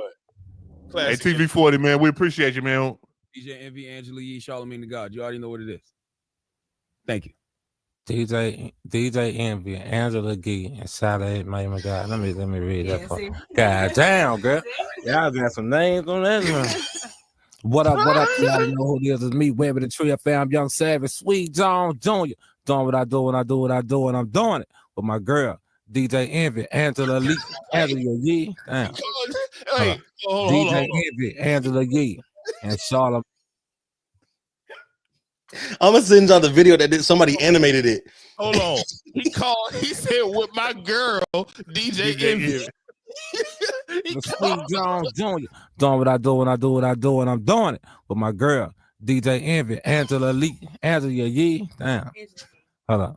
DJ Envy, Angela Yee, and Charlamagne.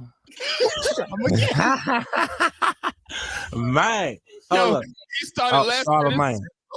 DJ Envy, Angela Yee, and Charlamagne, the God. DJ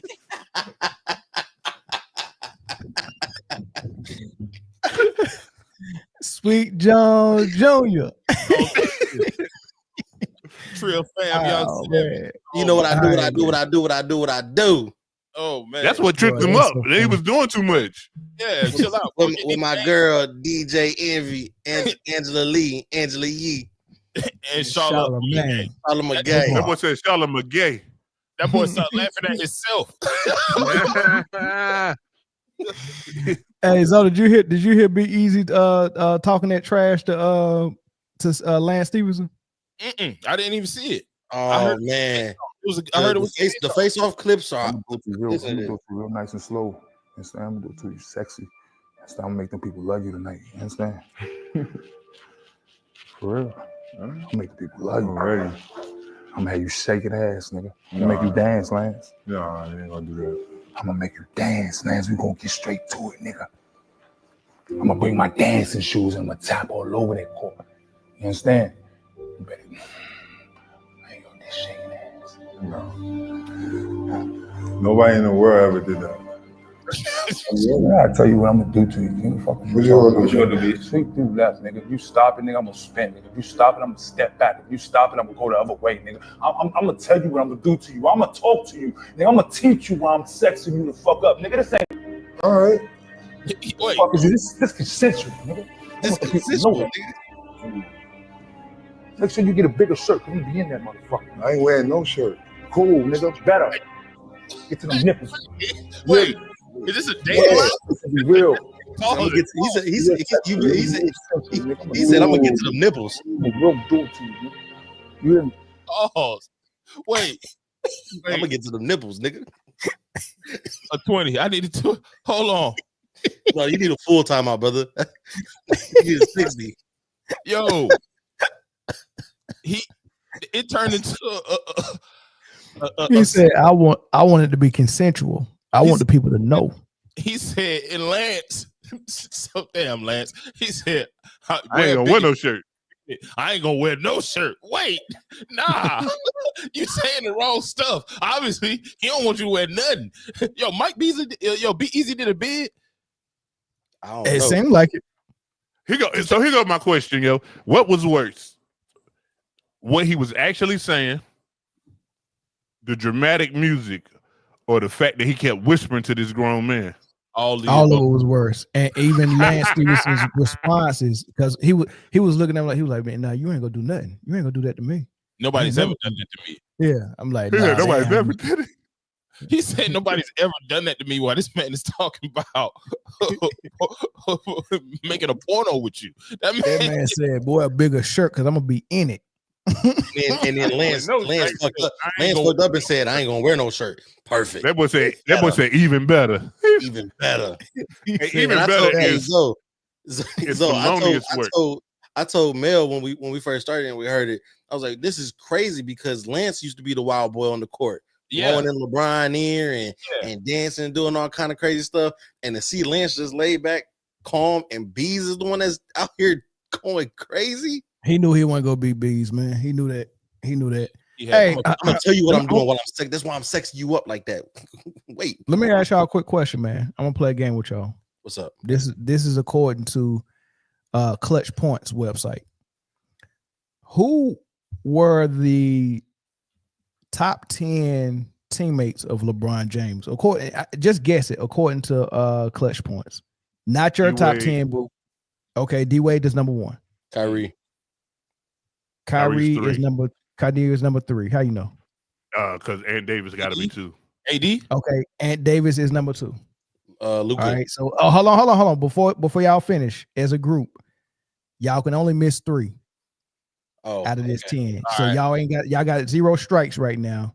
All right, we got AD, Kyrie, D-Wade. Yep, that's 1, 2, and 3. Luka is number 8. All right, Bosh. still 0 strikes. No, I'm lying. I'm about to say Luka is number 7. Bosh. That's still far down. That's Bosh is number 4. Oh, you made it. Okay. All right. So top is what? D-Wade, yep. AD, yep. Kyrie, yep. Bosh. Yep. All right. That's 1 through 4. We got 7 at Luka. K-Love. And who put this out? Clutch Points. Okay. K-Love is number 6. Okay, y'all ain't got nothing wrong yet. 6 and 7. All right. Because now shit's about to get funny. Yeah. Austin Reeves. So here's surprisingly, Austin Reeves is number 9. Y'all ain't got nothing wrong yet. So here's hold on. This is not a guess. This is not a guess. Oh no, it's a guess. If you say a name, it's a guess. How many more we got? Because I mean, we got 1 through 4, 6, 7, and 9. 1, 2, 3 more. Y'all got 7. Hold on.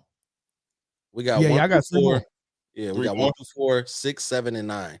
Yep. Reeves at number 9 is funny. So Zoe, this is what I'm thinking.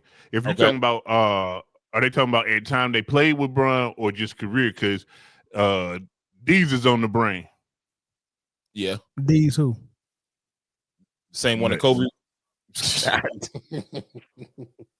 Wild setup. Why you do that? Wild setup. Why you do that?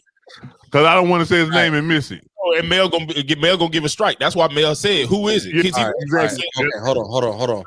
If Austin Reeves is on this list at 9, see, I'm thinking about. I don't even want to say their name. Give me.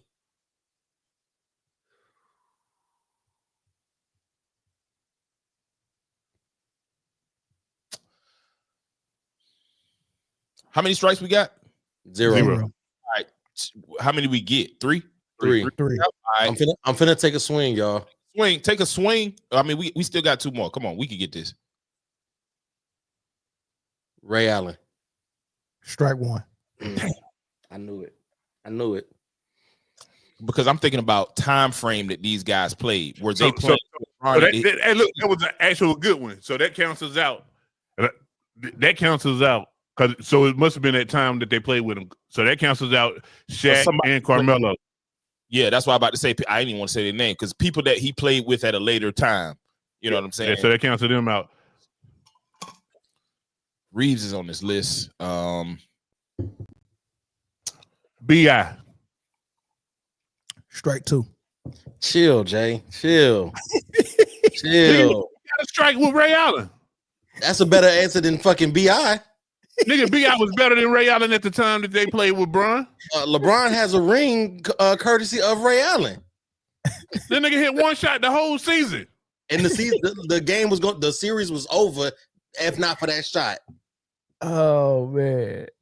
Damn. All right. D-Wade, AD, Kyrie, Bosh. That's 1 through 4. Luke, who was at 6? Kevin Love at 6. Luke at 7. Austin at 9. 5. It ain't him. It can't be him. They got to be a perennial all-star. I give you a hint. It's Cleveland. His first run. Cleveland. Yeah. Zyjunas Ilgauskas. Big Z. That's number 5. All right. Damn, I was about to say Verjao, but I'm glad you said that. I was thinking of his ass because I couldn't think of his name though. Nigga. Zyjunas. Okay, so we got 1 through 7. All right, 8 and 10. 8 and 10. I'm gonna give you a hint for the last 2. Yeah, they're both Cleveland as well. One with the first stint and one with the second stint. J.R. Smith. He is number 8. Swish. Okay, now we at first stint. Ooh. What was the guard? Okay. Who was the guard? Right. I know the guards. But this is what. Okay. It could be 2 people if it's a guard. Y'all want me to swing? Because I got somebody. I got a couple people. Hell nah. Hey, you already got a strike. Go ahead, Zoe. I done got most of the answers, Jay. What are we talking about? You crazy? I got more answers than you, nigga. Cap. Incorrect. I got Kyrie. I got Luka. I got Austin Reeves. I got J.R. Smith. And then I got everybody else. No, you didn't. Okay. I got D-Wade. First stint. I got AD. Okay, we got the same amount. I'll give you a hint. It's not his stepdad. Okay, I know. I wasn't going to. All right, fuck it. I'm going to just pull the trigger. Larry Hughes. Hell nah. Strike 3. It's Mo Williams. Mo Williams. I knew exactly what I was about to say. Mo. Oh. Larry Hughes? Nigga, that was your answer. Go stand in the corner, Chris. I forgot about Mo. Larry Hughes? I forgot about Mo. Who was you thinking, Zoe? That's what I was thinking. I was thinking it had his first stint. You know what's crazy? You know what's crazy? Eric Snow was up there in my head too. Well, hey, if you'd have said Eric Snow, I'd have left. Yeah. It was Larry Hughes and Eric Snow. You lucky I ain't say Booby. Boop. Oh man. Hey, listen, dead ass. I was about to say, I would before when I said Bi, it was about to be Andrew Bynum or the Ball brother. Yeah. I was thinking they put fucking Tristan Thompson on that list. Nah, I know he went there. He couldn't have been. I mean, he not for play wise. He might have liked. So the list is D-Wade, AD, Kyrie, Chris Bosh, Big Z, Kevin Love, Luka Doncic, J.R. Smith, Austin Reeves, and Mo Williams. That's correct. Dom, how your memory like that? He did that last week. I was impressed. That boy got a memory, boy. Man, y'all got some names on y'all. Man, y'all got some names on y'all. Do y'all dispute that list? I don't know what the criteria was why they made it. Yeah, I mean, because you can't tell because Luka played with him 1 year. You can't tell if it has anything to do with what they won together, how long they played together, or none of that. Especially if he goes somebody like Austin Reeves on there. If it's just his favorite, because is it caliber of player? Exactly. We don't know. Because if it's caliber of player, then you missed out on Dwight and Carmelo and Shaq. Yeah, all of those. But it might have been a caliber of player at the time player at the time that they played together. Oh, okay. Okay, so so when he missed when Ray Allen wasn't on there, I was like, okay, that cancels out Shaq, that cancels out a lot of people. So are we saying that AD at the time they played together was a higher caliber player than Kyrie when they played together? That's we're not saying it. We're not saying it. They saying it. They got AD above Kyrie. Yeah, that's true. That's fair. I'm disputing that. Nah, that's fair. I'm disputing that. I think that the time that he played with Kyrie was a better player than the time he played with AD. They just swap spots though. They go 2 and 3. D-Wade is clearly number 1. Oh yeah, they Rondo too. They putting some names out there. Yeah, Rondo, Boozer, Westbrook, Ben Wallace. But when he got Ben was not Ben. Nah, he wasn't Ben. Let's say that. Oh, that's why Shaq is not on there because Shaq was not Shaq when he played with Yeah, LeBron. he was Uncle Ben when he but the reason why he wasn't Ben is because you need to do so much different stuff in the LeBron system. Mm-hmm. Like, if he he can't just do what he did in Detroit playing with LeBron. Neither could Shaq. Like you gotta do a whole like that paint gotta be clear. Yeah, like imagine Shaq setting screens almost every play and rolling. Like that's what he's doing for 4 quarters. Or imagine LeBron playing with while Shaq's still in the paint the whole time on the block. So it just didn't work. That was good though. That was good. I cannot believe we didn't get that easy. I mean, we rolled off the first 3 easy because that was easy. Once I seen Austin Reeves was 9, that's what fucked everything up. Yeah, it messed everything up because Austin Reeves is on the list. Yeah, but that's why I asked. I was like, who made the list? Once he said that, I was like, I know there's fuckery afoot. It's definitely afoot. There's fuckery afoot. Hey, Caitlin Clark is watching the game, man. Oh, not watching the game. She's watching the show. Did she have a game tonight? Oh, she ain't playing. That's right. No, she's not playing. Yeah, she ain't playing now. All right, let's get into this Pacers game, y'all. Udonis Haslem had something to say about game 1, and he basically said OKC got outplayed. Let's listen to this. OKC got outplayed. If you look at the game, we can talk about the turnovers and how they only got 11 points out of that, and it could have been more.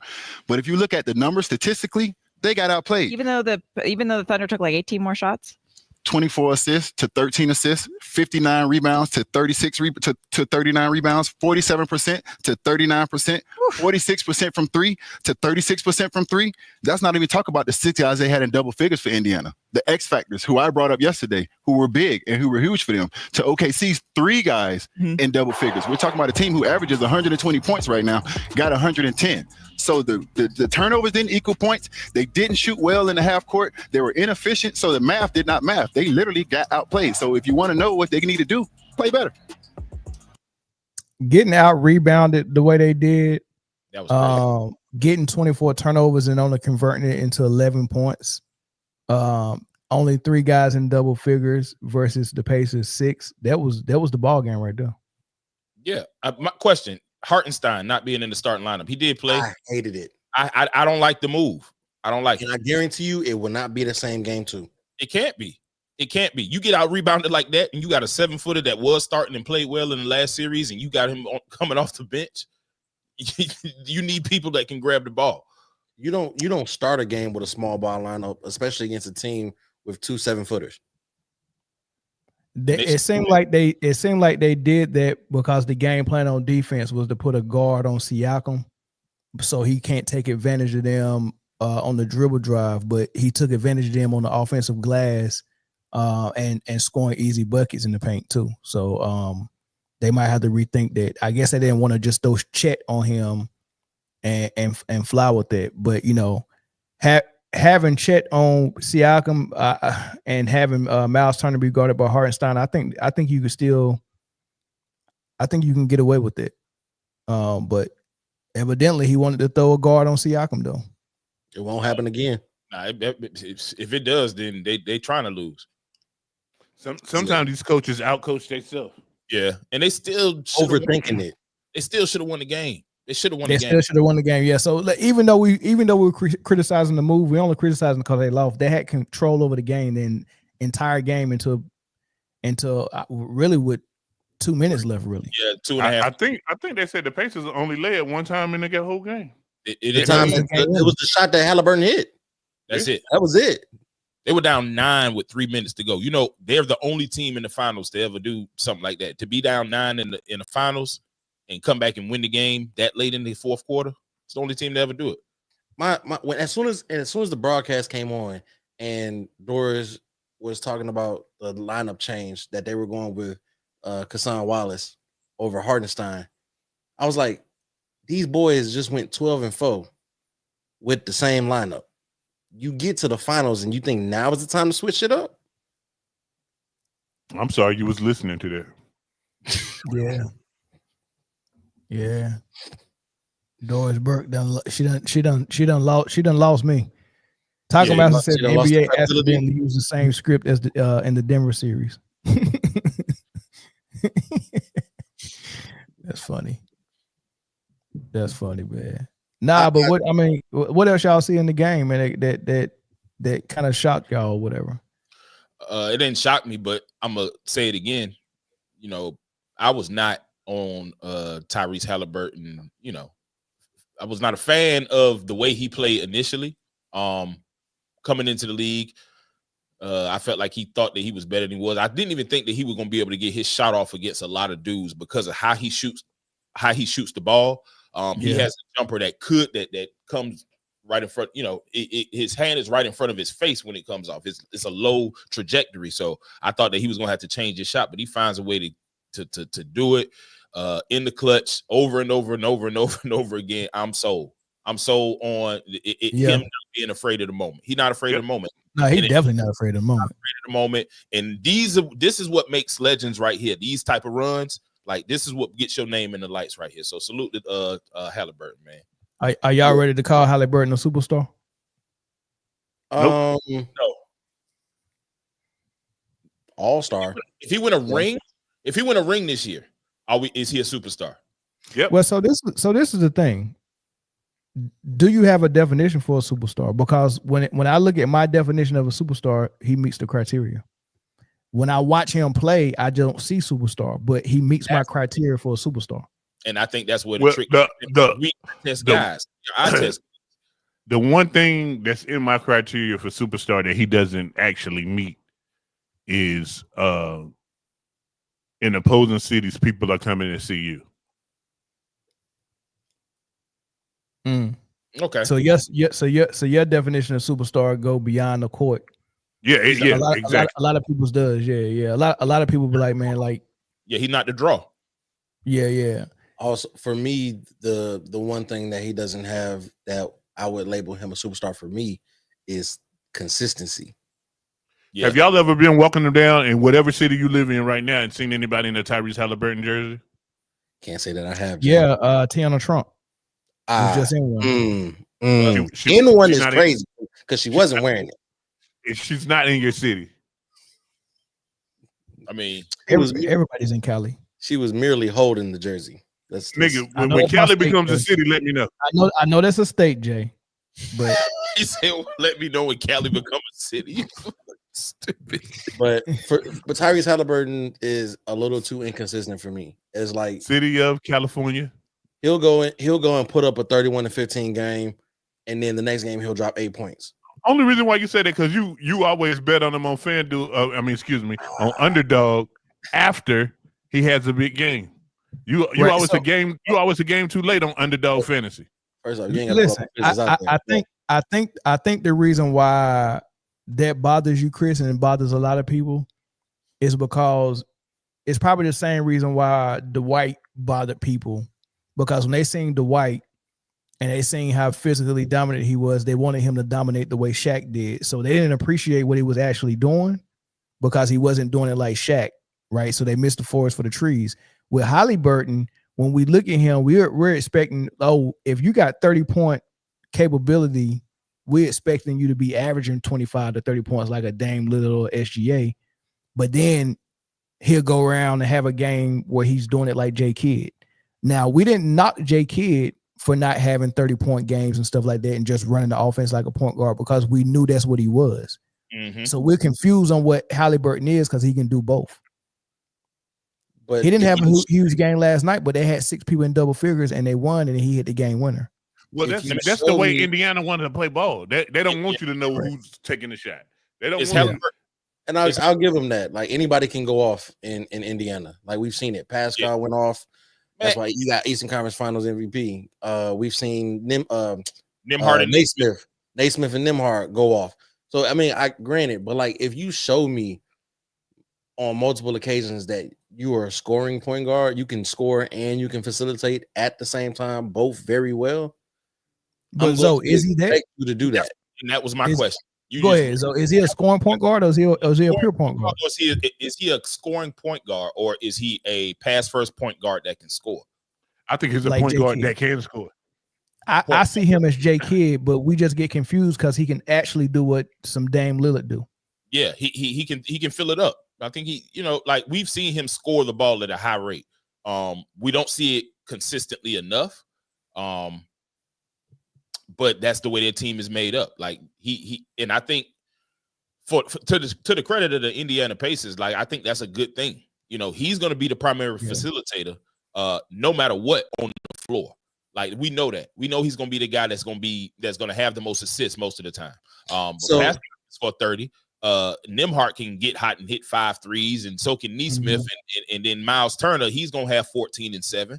You know, like it's so he's Isaiah Thomas then. Which one? Detroit. Okay, yeah, the one that matters. He's a pure point guard that can fill it up if he can score. Because Isaiah didn't always give you 30, but he absolutely could give you 30. No question. So let me gauge y'all temperature. Is Trae Young a scoring point guard or a facilitator that can score? He's both. Guard. He's both. He's the same thing as Halliburton. The only difference is he ain't got nobody else that's gonna fill it up. He out there by himself playing 1-on-5. They need his 25. Every bit of them. Yeah, and his 10 assists needed. Yeah. Well, and maybe that's why he looks like a scoring point guard to me. Who that? Trae. Yeah, because he has to score. Trae is doing what Damon Stoudemire did his rookie year in Toronto. That's fair. Shout out to Mighty Mouse. Shout out to Mighty Mouse. So you think if Trae Young were in like a San Antonio or swap spots, if he's in Indiana right now, you think he becomes just he can be more of a facilitator and score when he needs to, or do you think he'll still be that scoring point guard? I think he'd be what Halliburton is. Some nights he might give you 30, some nights he might give you 16 and 9. I tell you one thing, I bet you Trae Young will sell more tickets in Madison Square Garden than Jalen Brunson would. No question. They hate him so much. If Trae was in New York, even though he hates New York and New York hates him, right? Because Ice Trae was born in New York and he's sitting to the crib, right? It seems like everybody have a moment at the Garden, but the Knicks, of course, right? But if somehow the trade, or not the trade, but if somehow instead of Brunson going to New York, it was Trae Young. Yeah, watch out. Box office. He would be a superstar. He would be one of the, because New York needs that, you know, in that market. Yeah. Is Trae a superstar now? What's your criteria? It depends. Yeah, how you look at it. Consistency, skill.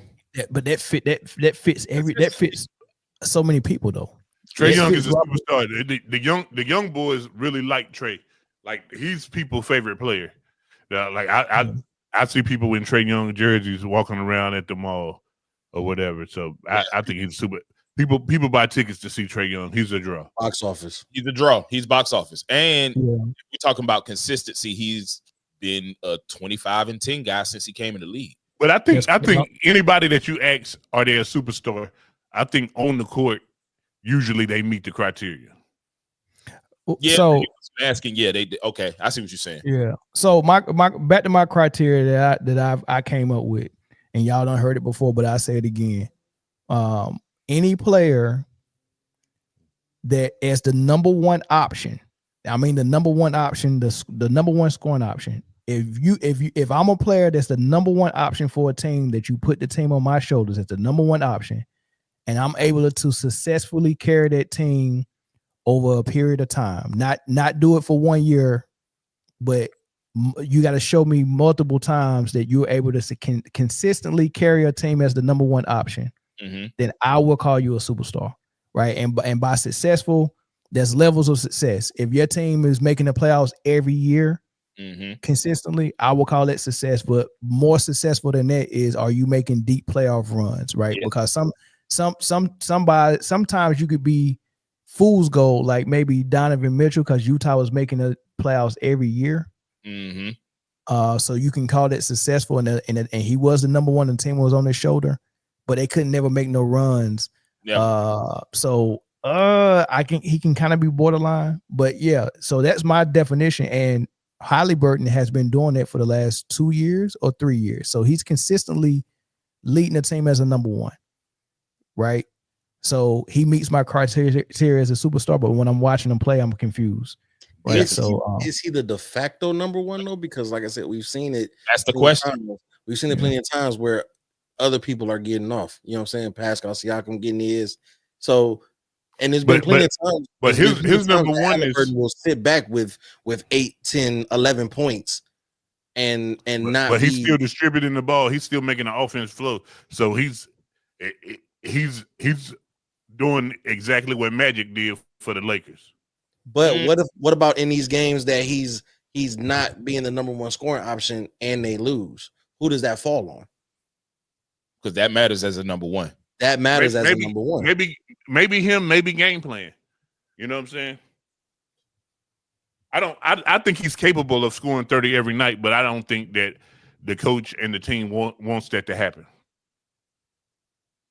Yeah, that's fair. That's fair. But it's never going to pass the eye test of a superstar, though. Shout out to Jimmy James for the $2 super chat. Appreciate it. How many superstars are in the league at one time?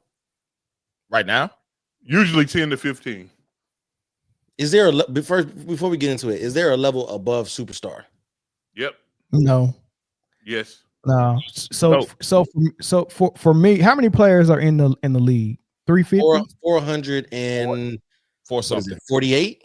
Yeah. So let's round it. I'm gonna round it to 400. The top 3%. I'm gonna round up to 400 from 448. I round down, right? The top 3% to me in the league are your superstars. Okay. Right. Okay. So out of 400, that's 10 to 12 guys, right? At any time, the top 3% are your superstars. And the easy way to find out who those superstars are is to take the East and West All-Star team, and then you narrow it down to the guys that make it every year. So the guys that make it one time, maybe two times, like Cal Corver, not them. You narrow it down to the perennial All-Stars, the one that make it every year. And then out of that bunch, you find out who the top guys is out of that bunch. That's where your superstars are. Your superstars are going to make All-Star every year, but it's not all of them. It's the ones that are obvious: the Lucas, the LeBrons, the KDs, the Kyries, the Currys. They're obvious. So those are your superstars. So 3% of the league are superstars, in my opinion. Question: why not 5%? Go to 5. Sure. It could be 5. Let's say 3 to 5. That's fair. Yeah, let's say 3 to 5. But it has to be the cream of the crop. It has to be the very elite. So it can't be that list can't be too huge, because then you're gonna be calling superstars that aren't superstars. You're gonna be calling Tyler Hero a superstar. You got to narrow that list down to the top guys that separate themselves. When they come in the room of all-stars, that's the superstar right there. All right, so let's play a quick game real quick. I got the all-star roster from this past year. Okay. I'll say a name, you say superstar or not. Okay. Steph Curry. Superstar. James Harden. Used to be a superstar, past his prime, but superstar. Not a superstar. Okay. Damian Lillard. Not now. Damian Lillard. Past his prime, but superstar. Kevin Durant. Okay, we'll put Damian Lillard on the shelf. Jay said no. We'll talk about Lillard. So Damian Lillard off to the side. All right, Kevin Durant. Superstar. Jason Tatum. Superstar. Jaylen Brown. All-star. Nope. Not a superstar. And we're solid on that. Yes. Okay.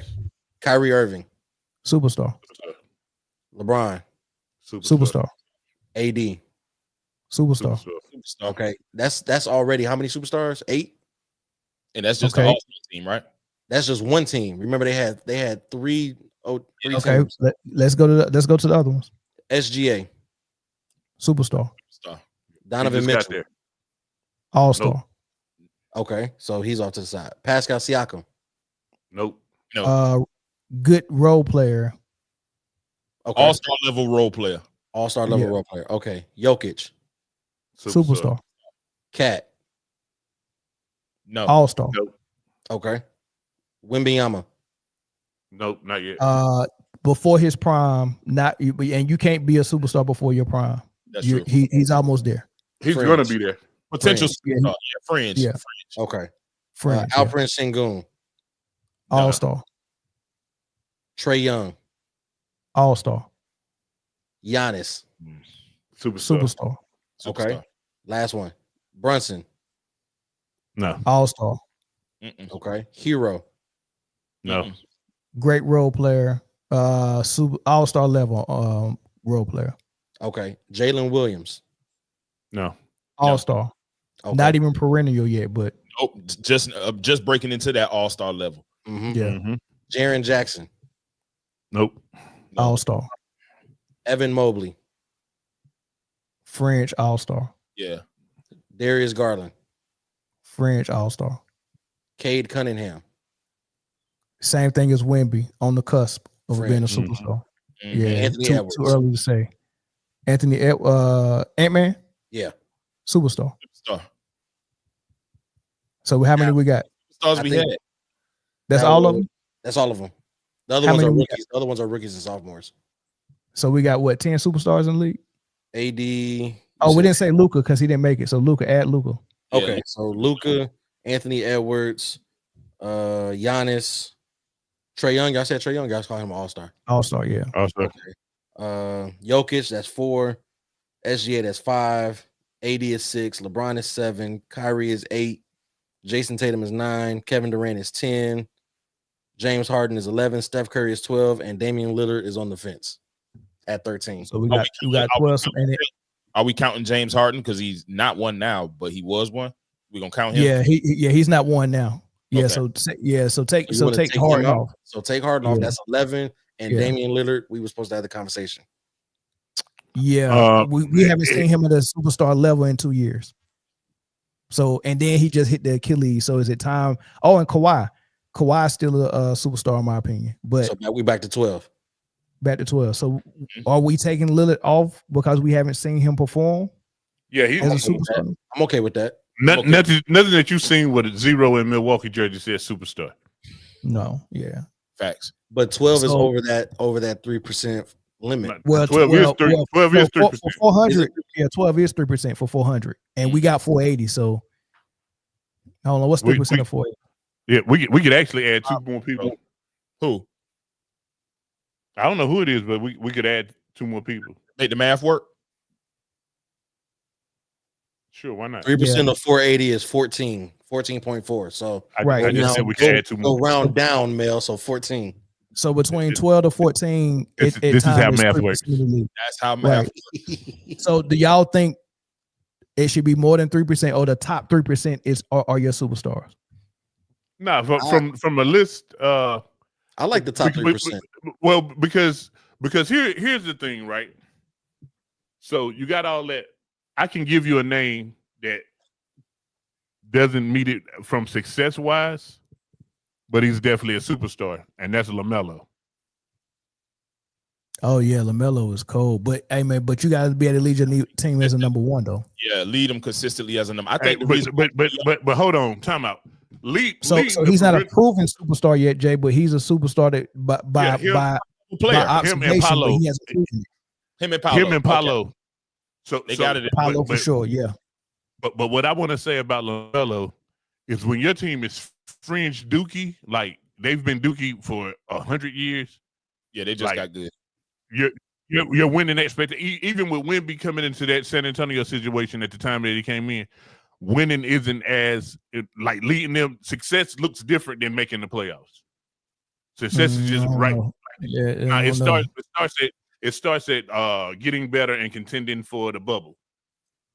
I mean, the play-in, contending for the play-in. It has to start somewhere. Like if your team won 14 games out of 82, and then you get them to 33 games, like come on. So that's the difference of saying a superstar on the coming versus a proven superstar. Because you could drop the best superstar you wanted to in Charlotte. That shit ain't gonna make a difference because he ain't gonna have no help. No, it made a difference when Steven Jackson and Al Jefferson went there, and they're not superstars. They made all-star, and they made a difference when Kimball was there. They made all-star. First of all, those teams were built different.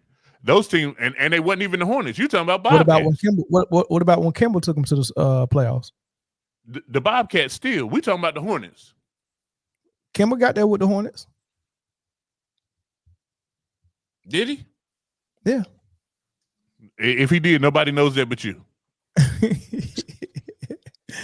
But look, listen. Some Jimmy James said Devin Booker. Yeah, add that to it. Between 12 and 14, right? So add Devin Booker. He's a proven superstar to me. Bradley Beal is not a proven superstar. Cade is a like Embiid is a proven superstar as well. Absolutely. So add Embiid as well. So there's your 14. So it's gonna be 13. It's gonna be 3% in my opinion. And then you got people who are superstars, like, so again, just the natural evolution of things. Steph, LeBron, and KD, if they decide to move out the way, that's when your LaMelos and Wemby's and shit, I just lost his name. Paolo. Paolo. Oh, Yeah, Paolo Banchero. That's when. Who did we name? Oh, I'm looking at. My bad, Jay. I'm looking at this comment. You can't be a superstar if you haven't played in the playoffs. Who did we name? Somebody who didn't that didn't. I mean, the only person I can think of is LaMelo. Jay said LaMelo. Oh, he's not a proven superstar, but he got superstar talent. He's not a proven superstar yet. Not only does he have superstar talent, he got superstar appeal. People come to watch. People watch Charlotte on the road to see LaMelo. Flair. Yeah. LaMelo is probably number 5 in jersey sales in the NBA, or higher than that. He's in the top 5 in jersey sales. Before y'all got here, me and Chris was talking about that, and I told Chris that LaMelo is better than Tyrese Halliburton. Player wise, he's a better player, 100%. Yeah, I think it's right. I think that's a scoring point guard to me. But he just started scoring last year. He was a pass first. He's always been a pass first. He can score the hell out of the ball though. Yes, he can. But especially this year with that coach that came over from Boston that wanted to put threes up. He's an analytic guy. What his name? Lee? Something Lee. What's the coach? The black coach that came from Boston that's coaching Charlotte. He's the reason why LaMelo's shooting so many threes now. Yeah. So Melo turned into a complete scorer this year. I see somebody in the comments saying Clay. I don't think Clay ever was a superstar, if we're being honest. He's not proven. He's never led a team as a number one. How can he prove it? Taco said is Jimmy Butler, and I seen somebody else say PG3. And the answer to both of those is no. No. Jimmy is close. Indiana PG-13. They both are very close, but no. Close. They're close. The Indiana PG-13 was close. PG always made it to the conference finals and just end up losing to LeBron. Yeah, he faced LeBron. He faced the team had to face that Miami team. So I think PG from Indiana might fit that criteria. Finals because them boys in Toronto made it to the conference finals a lot. Yeah, DeRozan and DeRozan actually DeRozan, Jimmy Butler, and PG-13 at times have fit my criteria of a superstar. Yeah. They have, as a number one, led a team consistently and successfully on deep playoff runs. They've all done it. So by my criteria, and just because Jimmy you make superstar don't mean you stay there. True, right? They're not anymore. But they've met my criteria. So at one point, I've had Jimmy Butler, Paul George, both labeled as a superstar. Not DeRozan though. I never had DeMarson labeled as one.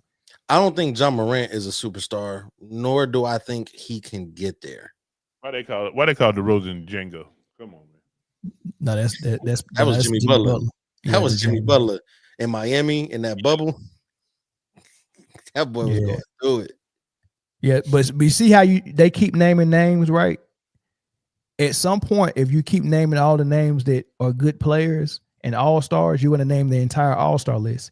And then what's the point of having a separate name for superstar if it's just the all-star list? Mm-hmm. Everybody that make all-stars a superstar? Which is why I was asking, is there a level? It's a level above all-star, which is superstar, and those are the guys who are able to do it for a long time as a number one and do it very successfully. Now, what's the level below? What's the level below all-star? Star. Yeah, star.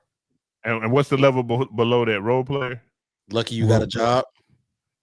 Nah, role player, and then it's lucky you got a job. Yeah. 15 Role fan on player. the So And okay, then the level below that is Bronny. Damn. Not strays. I was just about to ask you what Bronny fit in. Off season catching strays. All right, let me ask y'all this: is it possible if we could make another tier above superstar, call it elite? Superstars are elite though. It's not necessary to make something above that. They're all superstars. Some people say you become a superstar. I saw somebody in the comments say you become. I didn't see who it was. You Posh become King? a superstar. Yeah, it was Posh. Let me find it. You become a superstar, and so you retire a superstar once you get there. Y'all believe that? Not by my criteria, because if you're a superstar and you can, and part of my criteria is leading the team as a number one successfully, and you go out not being able to do that, then you're not a superstar anymore. If you retire as a superstar, so like we'll use Aaron Donald as an example, right? Aaron Donald left. He arguably probably had a lot of game left in him, but he left when he was the number one defensive player in the league. That's somebody and Shaq did not. Shaq did not retire a superstar. Those two different things. Different things. Yeah. Nah. So I think once you become a superstar, you don't necessarily stay a superstar, but once you retire, you can put it like if you make the Hall of Fame, you can put HOF. Yeah, you can put superstar. Yeah, I was a superstar. You know what I'm saying? Gilbert Arenas could tell people he was a superstar. Can he? That run was crazy. That run was insane. Oh, he can absolutely say he was a superstar, Christopher. If Gilbert Arenas can say he was a superstar, John Wall can too. That's a good point right there. Jordan was not a superstar in the Wizard years. No. You comparing Gilbert Arenas' career to John Wall? I'm just saying. You're just wrong. If the boot fits, it don't. Gil was definitely a superstar. Let's look up some stuff real quick. Hibachi was a different. Animal. I'll listen to an argument about it, and I don't. Yeah, let's talk about it. Hold on, I'm gonna look up his reference real quick. Fringe superstar, maybe. Not even fringe. Fringe superstar. I just, as part of the criteria, like. All right, let's go with Mel's criteria. You got to be a number one, right? That's off the gate, right? Okay. So we checked that. He's number one. Let's see. The 2004-2005 season. Well, really, you can even go to the season before that. We're gonna start with his numbers, and then we're gonna look at the team success. 19.6 is for it was the points that he averaged. Then it went up to 25.5 in that year. That's the 04-05 year. He was All-Star, of course, NBA, All-NBA. Let's look at these playoff records. Yeah, what was the stretch of the period of time where the team was successful, and how successful was they? Yeah, that's what I'm about to look at now. If I can get 3 years of playoff appearances, then I would call it success. Well, he got success. Okay. Then he got success as the number one. Okay, the first year he they 45-37. He was the number one. They won the first round of the playoffs. Let's see. No, that was it for that year. They won first round of playoffs. Let's look at the next season. All right. So 1 year we got team success. Made it to the second round and number one option.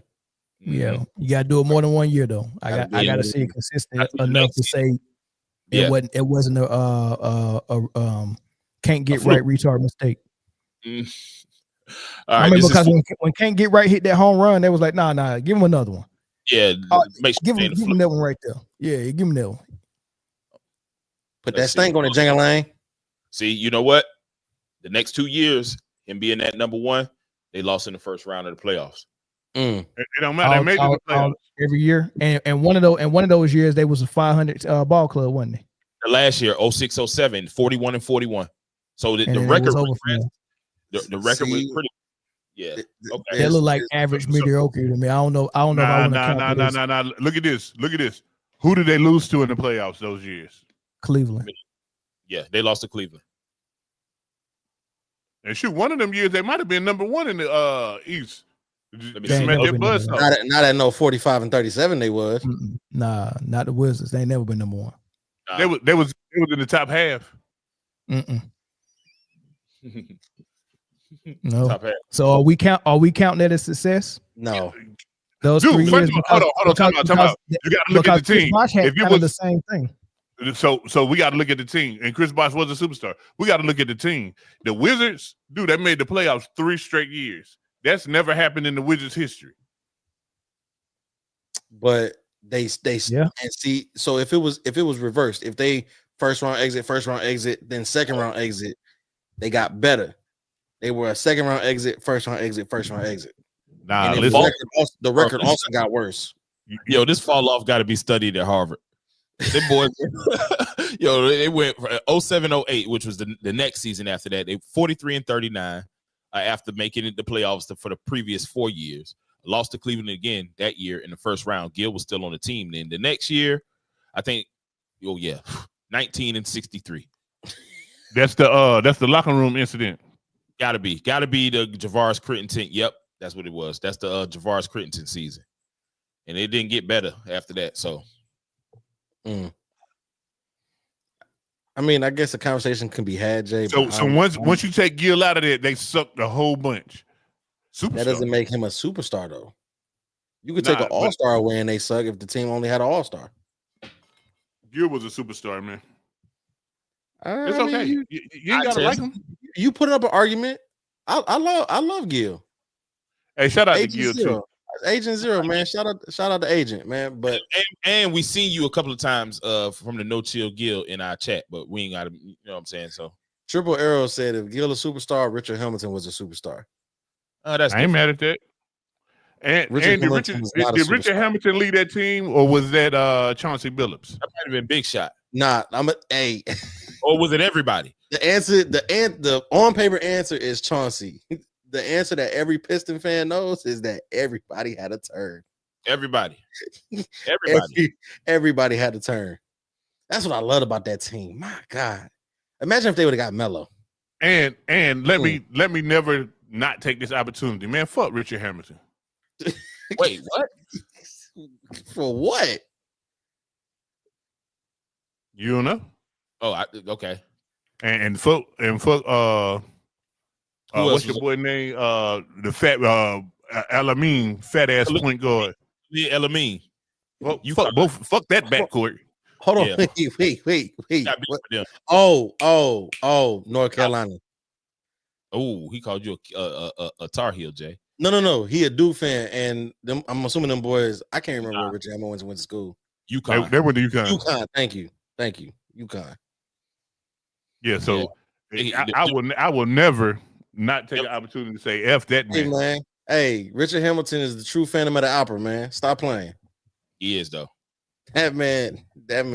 How many times that man had his nose broke? Hey man, listen.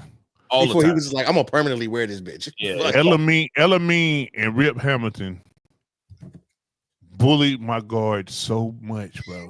And they wouldn't call anything. They would not call a daggone foul.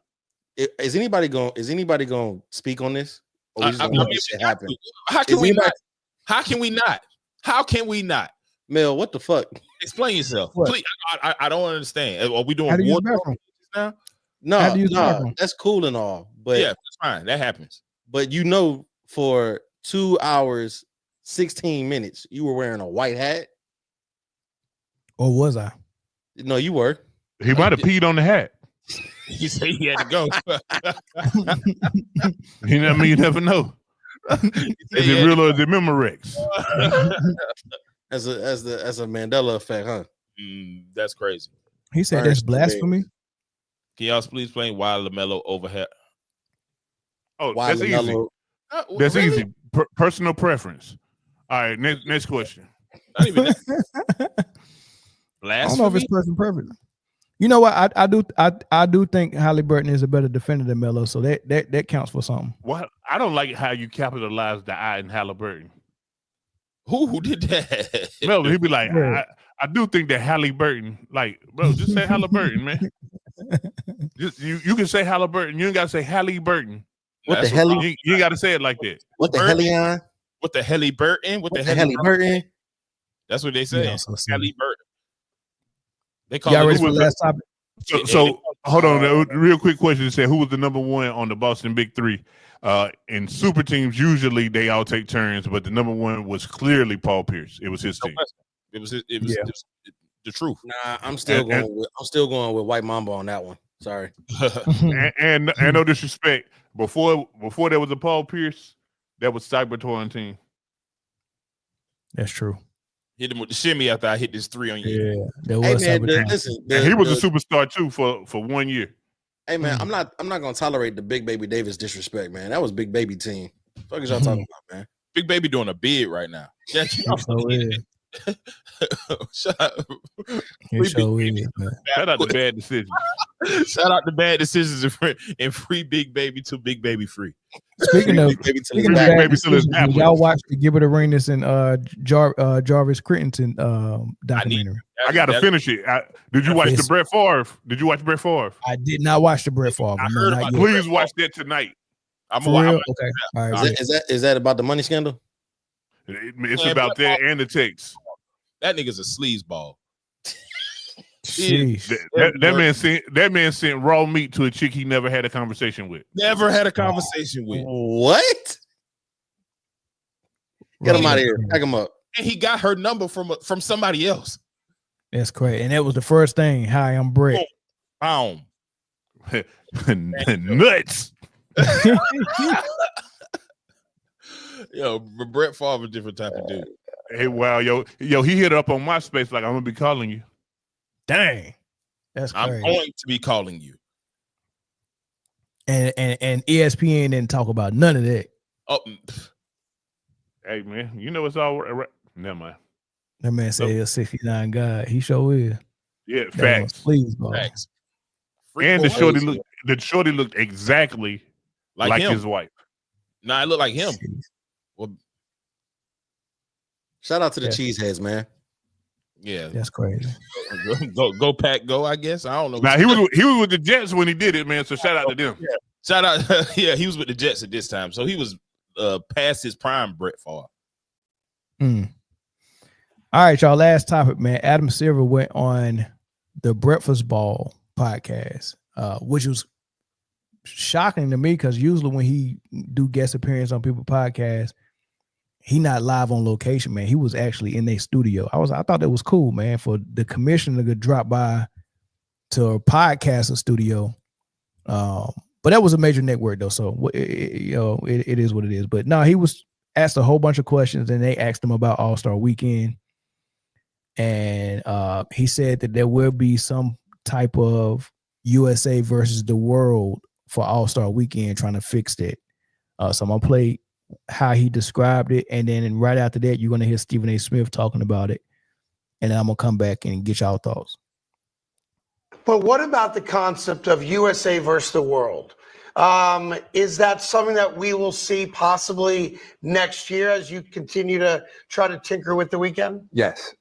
So next year, as part of our new media deals, the All-Star Game returns to NBC, where it was when we were younger. And it so happens that next season will be smack in the middle of the Winter Olympics. So in fact, the game will be on NBC, and the very day we're on, the lead-in will be Winter Olympic events, and then coming out of the All-Star Game, which is now going to be in the afternoon instead of the evening, there'll be more Olympic events. So what better time to feature some form of USA against the world? No, SA, in all seriousness though, this is what you wanted, right? You wanted that intensity, the pride of USA versus international players. Talk to me. I desperately wanted it. And, I'll leave it to Wendy and the Jay, because they both, the NBA means as much to them as it does to me. And they do an exceptional job of covering and giving us insight and tidbits that the average person doesn't know, along with myself. So it's like, look, I've been saying this, and I'm going to share with y'all how passionate I have been for that. I didn't just speak to Commissioner Adam Silver about this years ago. I went up to the league office and sat down with him and spoke about this a couple of years ago. It wasn't the only thing we talked about, of course.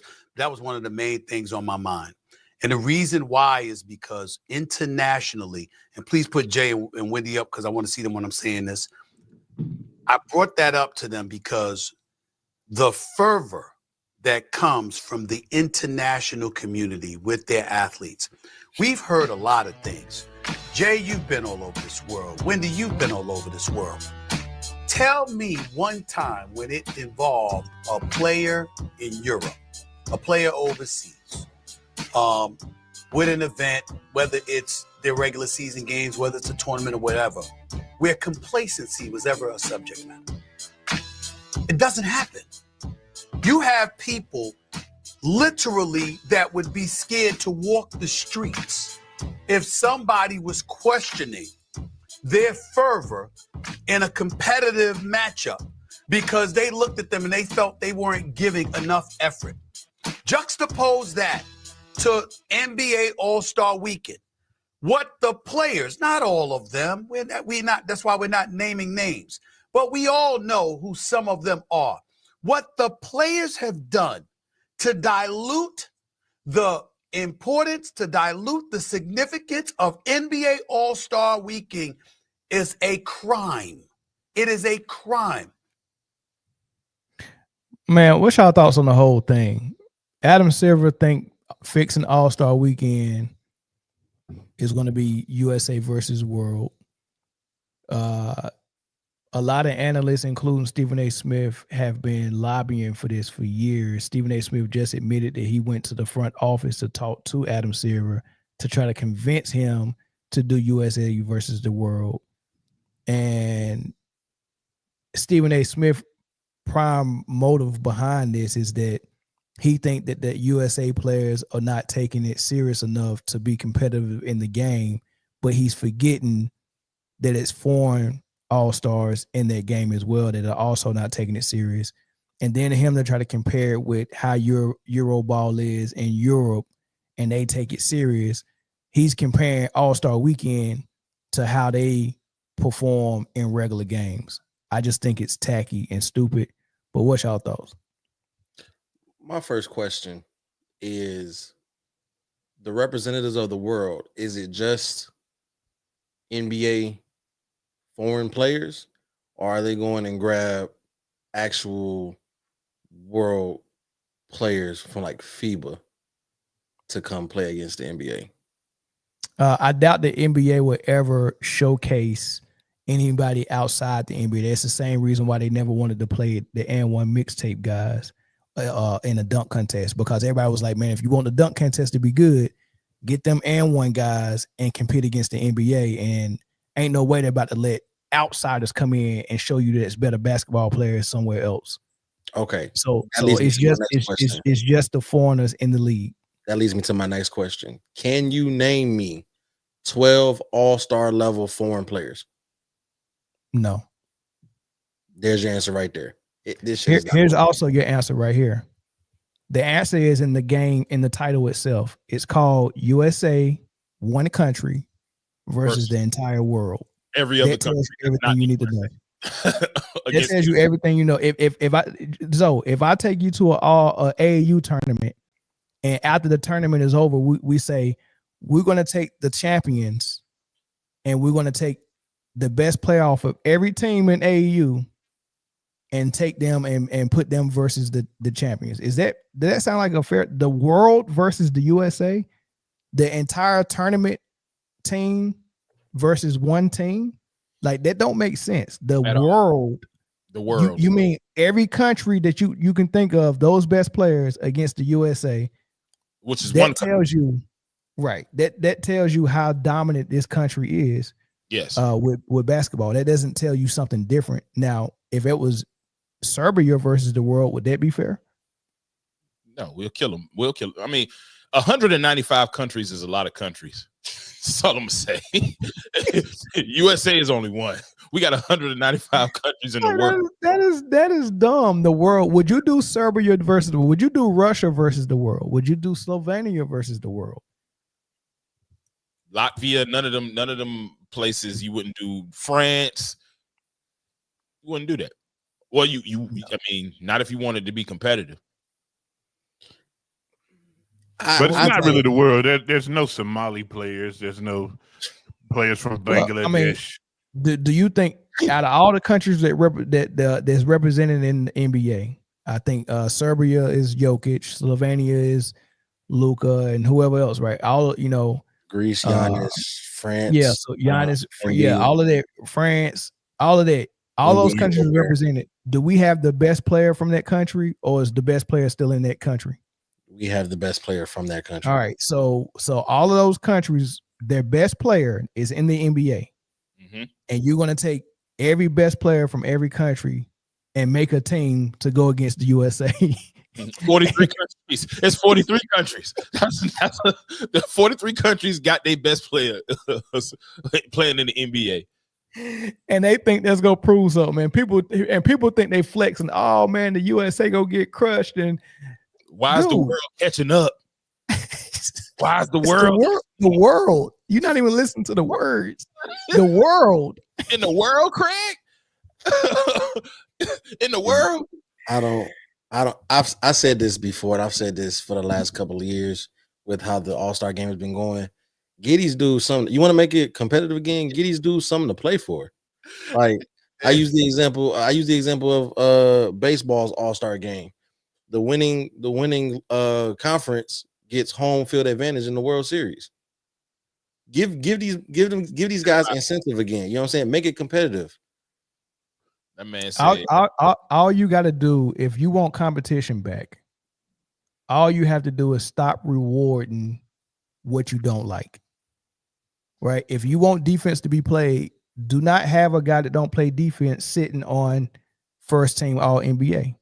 Do not have a guy that don't play defense atop of the MVP ladder. Just don't do it. And once you start doing that, you will bring everything back. Just don't reward the bullshit. Reward the real. Kind of like what they do in the playoffs. Even when you voting for folks in the All-Star, don't vote motherfuckers in there that ain't gonna play both ways. Pause. Yeah, that's easy. That's easy, but they're not going to do that because they really don't want to fix it.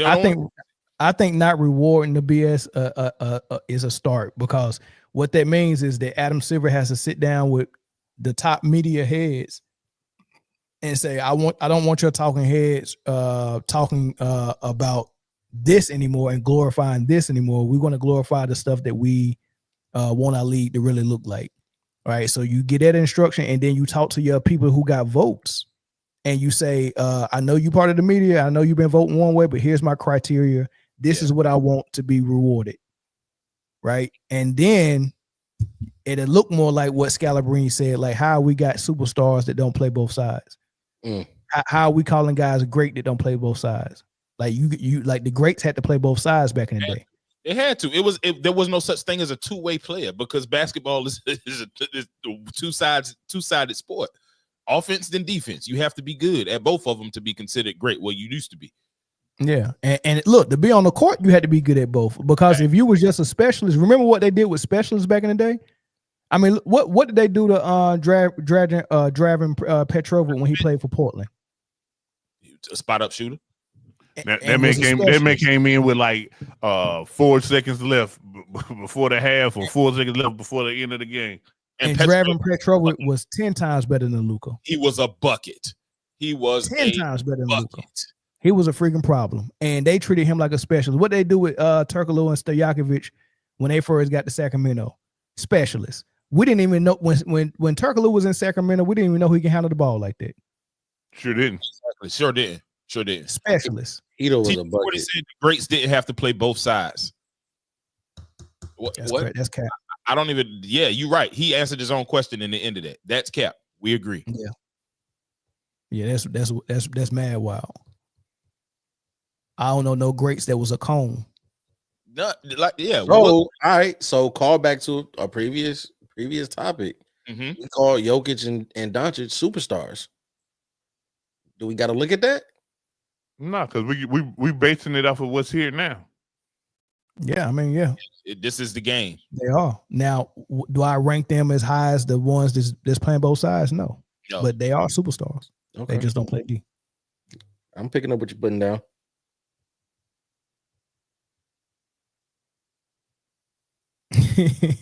David Robinson, Hakeem, Shaq, even Shaq had to get a little better as a shot blocker, but the greats played both sides. Yeah, I'm trying to figure out who he is. Does he have a specific reference? Like, what? Yeah, Or you just gonna say some ridiculous stuff like that, and then just or did you just want me to say TV 40?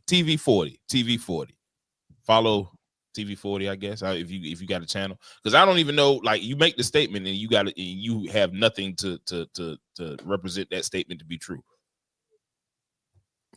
Kevin Dorsey said Nash was a cone. Yeah, he was, but that's not one of the superstars I'm talking about. I don't think Nash was a superstar. LeBron, a traffic cone. He was really, really good player. Steve Nash, Yeah. superstar. I don't think LeBron has ever been a cone.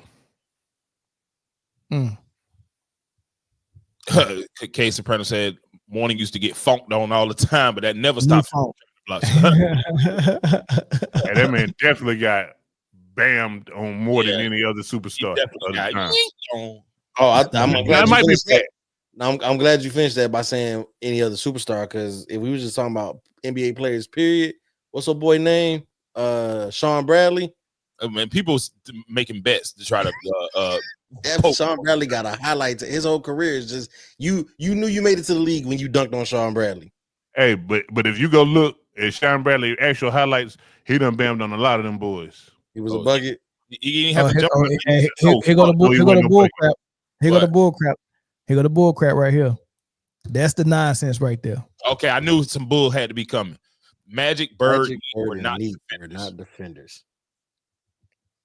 All of them was good defenders. They all played defense. None of them was cones. Larry Bird even got votes for a defensive team. Hold on, let me see what year this dude almost made a defensive team.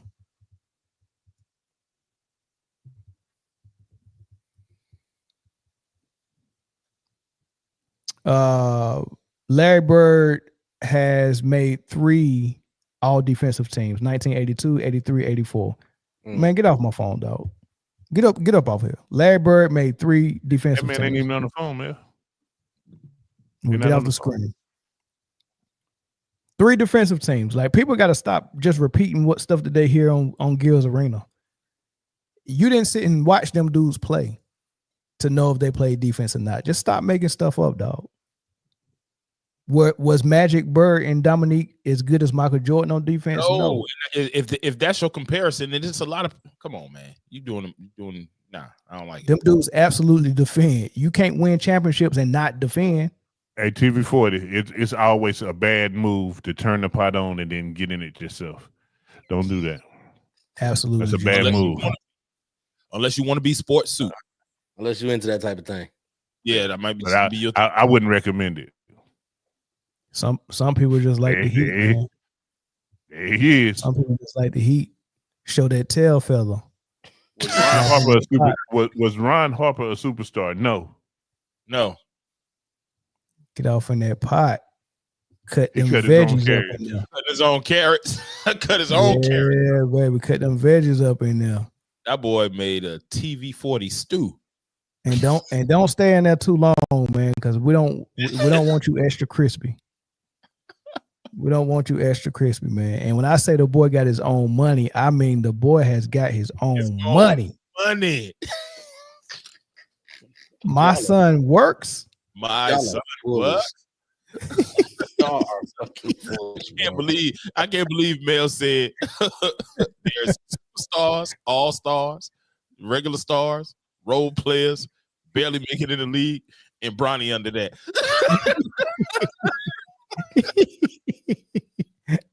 I said, you cold-blooded, bro.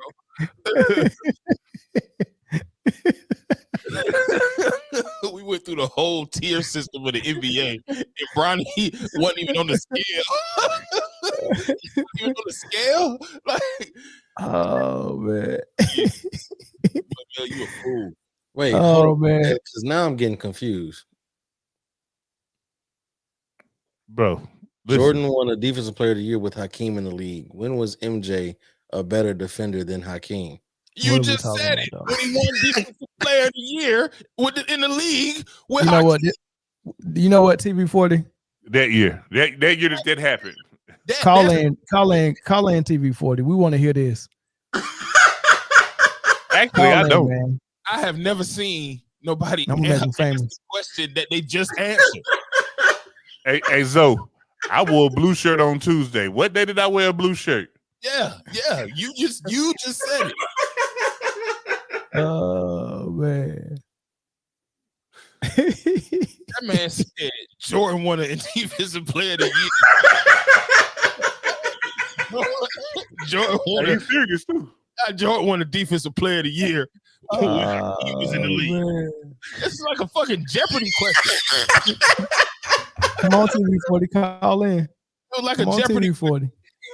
Like, Come on. Oh my God. Dog, you can't make this shit up, bro. Come on, TV40. Phone numbers on the screen. Oh my God. Oh. He said he getting his ankles broken. You got to come up here prepared. Like, I'm all for competitive banter. We don't debate, but we'll have a discussion. We'll dispute points. But what do you mean? In that year, that's the year. I'm not for debate. I'm not for banter. Nah, bro. Jay, I got a question though. I got a question though, Jay. I got a question. I'm here with an answer. Denzel won an Oscar in I don't know 2002. What year was he a better actor than Brad Pitt?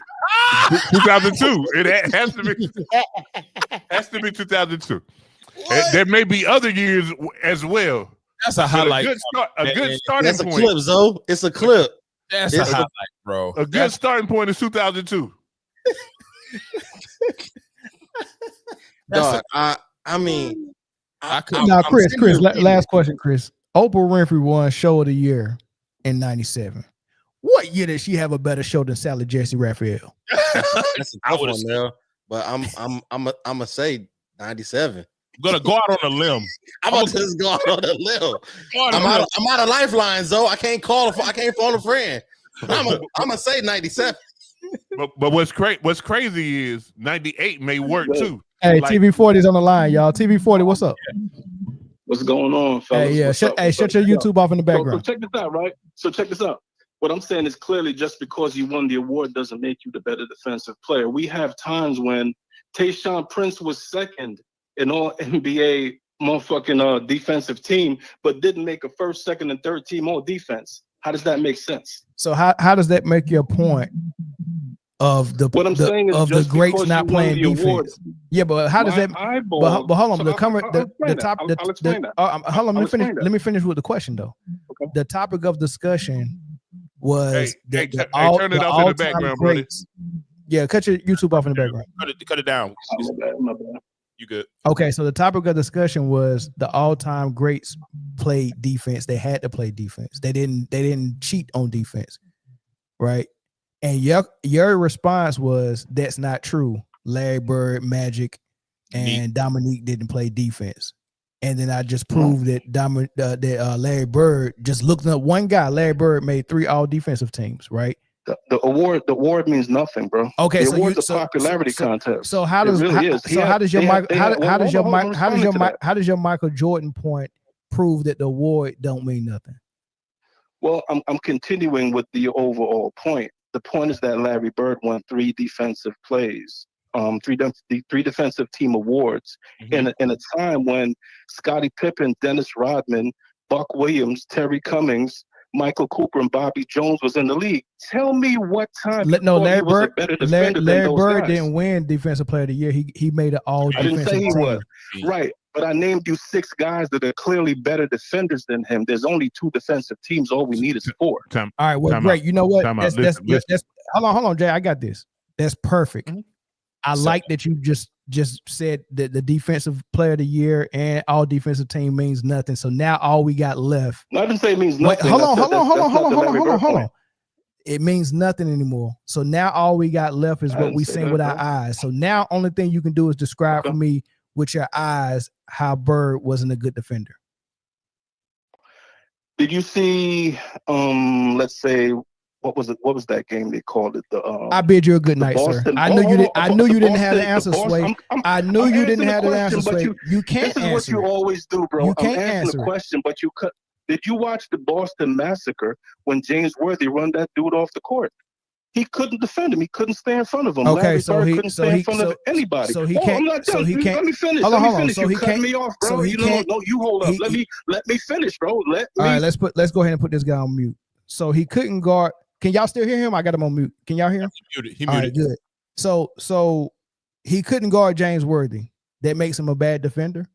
That's what I'm saying. Like this man put you Come on, dog. You Come pulled out on, man. one game and James Worthy dumb athletic like that don't make you okay. All right, you got it, bro. Bring him back. You remember I'm off. No, go ahead. You go. Go ahead. All right, so check it out, right? If you remember the game when Larry Bird tore into his teammates because they got ran off the court, they could not compete. They couldn't move their feet. They couldn't stay in front of a soul. The leg was going to run off the court. They had to grab, scratch, and hold. They had to clothesline Kurt Rambis to just compete and win the game. They was punching Kareem in the back of his head and made the game into not a defensive thing, but it became a physical thing where they had to get these guys out of the game. Magic Johnson, we'll move on to him. Right, Magic Well, hold Johnson. on. You make a point and then let us rebut. It's an overall point because there's multiple. It's not. No, that's not how we do it here. Cut me off again, bro. You made a stopping me point. again, bro. It's Of cool. course I'm It's stopping. Cool. Your show. Of course Your I'm show. stopping. You made a point. I want to address it. There's nothing about cherry picking a James Worthy game or Kareem game. Bird don't even guard Kareem. Like Bird doesn't even guard Rambis or Kareem. What are you talking about? Bird was a good defender. He played defense. He did not quit on that side of the ball. He just got ran around. There's a difference between 16 year in the league, and keep in mind that Dr. J played about 9 years, 10 years in the ABA, came in and played another 16 years in the NBA. That's a 26-year-old Lex player was running around Bird. Listen, Dominique it's Dr. running around J. Bird. Now, It's Dr. J. That doesn't mean you don't play defense or can't play defense. Bernard King. TV4. Bernard King. Who else are you talking about? Who else are we supposed to compare him to? Dude, it's 28 to 30 teams in the league. Listen, I get you, man.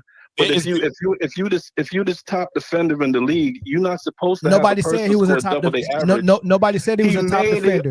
Nobody said he was a top. Nobody. So the hold league on. The league told you he was a great defender. This is what I don't like doing. I don't like talking at the same time when somebody else talking. I don't like raising my voice. All right, so we're not saying that he's a top defender in the league.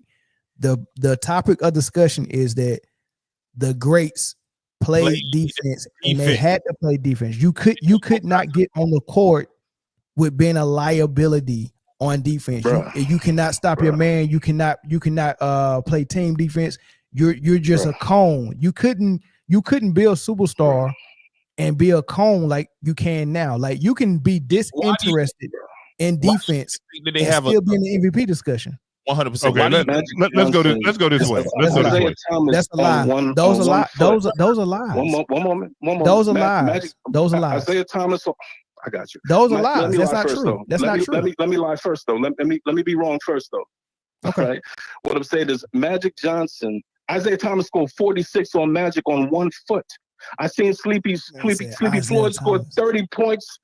30-something points on Magic in a quarter. All right, so hold on, Mel. Hold on. Let me ask a couple questions. You're naming like. Hold on, Chris. Hold on, Chris. All right, TV40. Couple questions for you, man. My name is Jay. How you doing?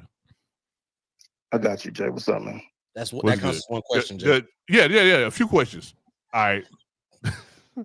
Number one, does Luka play defense right now? No. Does Jokic play defense right now? Not very good, but he tries. Is Larry Bird a better defender than both of those two guys I just named? I don't think so. Wow. What? Is Magic Johnson a better defender than both of those guys I just named? Being disingenuous, bro. Absolutely. That's absolutely. Give me the person that scored 46 on Luke on 1 foot. What? Anthony Davis. So it's got to be. Hold on, it's got to be a 1-footed guy. No, bro. I can continue going. I can continue going on with the example. So check this Hold out. on, TV40. I'm gonna use your examples. I'm gonna use your examples. So if I can find a player that cook, because you said Worthy Cook Bird, Dr. J Cook Bird, whoever else Cook Bird, and Isaiah Cook Magic. So if you get cooked, no more than Isaiah. Hold on. If you get cooked, so if you get cooked, hold on. No. I'm asking a question. Holding me up. I'm asking you. Keep holding me up. You with about to get questions hung instead of up listening to the statement. No. I'm asking a question. If you do that, you do that, man. This is a clarifying question. This is a clarifying question. I'm trying to understand you. So if you get cooked, then that means you're not a good defender. That's what you're saying. No. All right. Well, you just killed your own point then. That's not what I'm saying. What I'm saying is, how does a man get a defensive award with so many better defenders? We already established the defensive awards don't mean anything no more, right? So we just talk about what we can see. So my point. Let's talk about what we can see. Hold on. Right, Let's talk about what we can see. So if you get cooked, you're not a good defender. We see Magic at 46 on. So the next year they said we can't put him back on Isaiah. Let's put him back on. Let's put him on Dumars. Dumars kills Magic and kicks his ass, and then he gets the Finals MVP. I seen Tim Hardaway kick his ass. I seen Sleepy Floyd kick his ass. I seen so many different people kick Magic's ass. He couldn't stay in front of anybody, bro. There's a lot of great defenders who got cooked before. That's what I'm saying. Is Alonzo Mourning not a great shot blocker because he get dunked on repeatedly? He gets dunked on all the time. He gets dunked on. We're not talking about a dunk. We're not talking about a point. We're talking about people getting their career highs on you on a regular basis. Your original point was that we said that superstars back in the day had to play defense, and you said that's cap. We didn't say what level defender they were. We didn't ask them to be Ruben Patterson. We didn't ask them, do you play? There wasn't a term called two-way player until this generation because people were willingly not playing defense. That didn't happen back then. That's cap. What was Bobby Jones? What was Michael Cooper? Hold on. How is that? Why are you bringing up? Wait. Hold on. TV40, Chris here. I got a question. What two parts make up basketball? The game of basketball. What two parts? Come on, man. Let's not do elementary. No. Let's know the parts. Offense and defense, right? Offense and defense. So in order to be able to be a good basketball player, you have to play both at some kind of level, correct? No. If your offense is so great that you can outscore a team, there's a lot of teams that don't play defense. Phoenix Suns. Stop. Y'all keep stopping me, but I'm answering your question. Your answer is wrong. Your answer is wrong. In your opinion, no, it can't be a wrong answer because that's absolutely true. That wasn't true with Phoenix Suns with Okay, so let me ask you a question. With that logic, hold on. Let me ask you a question. It was out there to outscore you. The old school Lakers would outscore you. It wasn't stopping you. But with that logic, Luka's offense is so great. How many championships has he won? It's not about championships, bro. The championships got to come down to the right spot. It's how successful is Luka, not necessarily did his team win a championship. Okay, so how successful is Luka? Luka's been in the conference finals twice and the finals once in his short career. He's been very successful.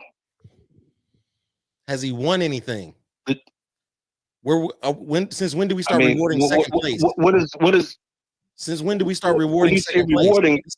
This is the LeBron. We don't reward second place, but we also don't put what the team does on a singular player.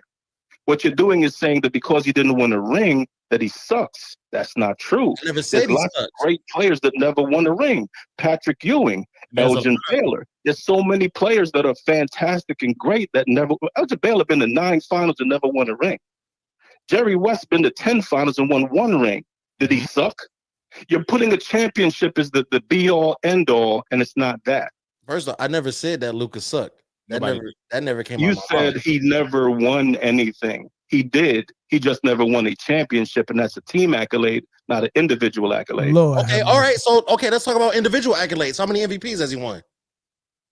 Oh my gosh! Come on, man. You serious? How many MVPs has he won? Chris, remember awards don't. Hold on, remember awards don't mean anything, Chris. Awards don't mean that. Remember, Chris. Not even that. Not even that. Because a player didn't win an award, an MVP, that means he's not a good player. Look, we're way too far away from defense. I'm not about to go down no rabbit hole. I'm not going down no rabbit hole with you, dog, because you ain't about to do nothing but get somebody a headache. We talk about defense. Hey, I'm not trying to. I'm really not trying to. The main statement at the top of this whole phone call was that superstars did not take defense off. Not all superstars play D, man. Bro, if I start a sentence one more time and I hear your voice, bye-bye. Dude, have some fucking respect, it dude. Happens when I talk, have some respect, nigga. No, it's always New York niggas. It's always New York niggas calling here think they're gonna disrespect people, man. Well, get rid of the fucking accent, man. I'm tired of talking and hearing your voice, man. Only one of us is cursing, bro. Dude, when I talk, I'm supposed to hear my voice, and when you talk, I'm supposed to hear your voice, man. Shut the fuck up, man. Damn. So, nigga, when I'm talking, you shut the fuck up too, then, right? Man, get off the phone, ho. All right, bro. Nigga, talk too damn much, man. Thank you guys for tuning in to Man Down Sports. I think this is a good stopping point. I think we've reached a good stopping point. But let's like some people logic baffles me, dog. Dude, hold on. So first of all, before we get into logic, understand this. People really don't try to understand, man. They don't try to understand. They don't try. Again, I stated this earlier, and people have a hard time separating personal preference from actual skill. And that's just what happens here. That's what y'all just seen there, because he has a personal preference of certain players or whatever. Mm-hmm. Whether you get your career high score on, like, he was naming Hall of Famers that scored on fucking Hall of Famers. Like, hey.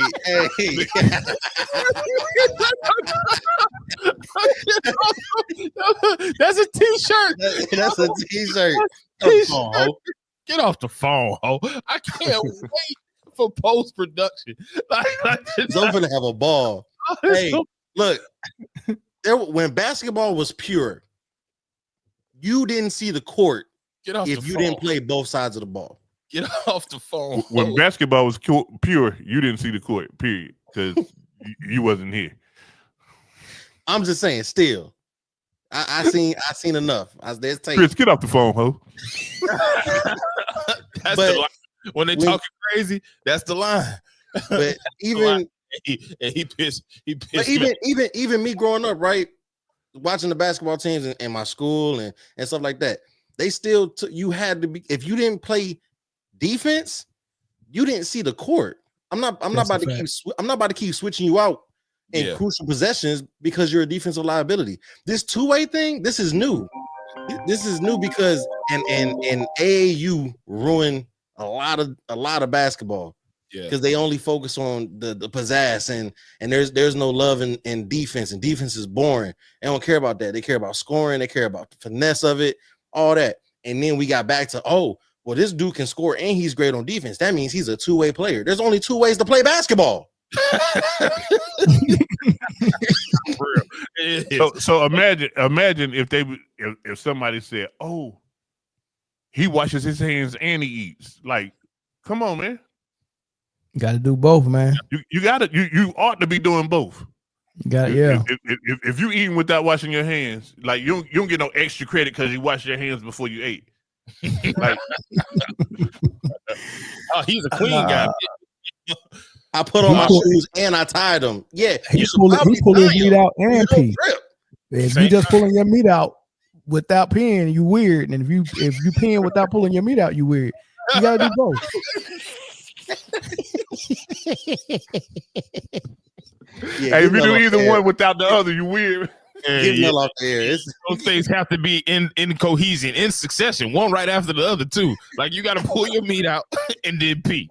Don't pee then pull your. If you pull your meat out, if you pee then pull your meat out, then you super weird. No, you weird. You pee in your pants then pull your meat out.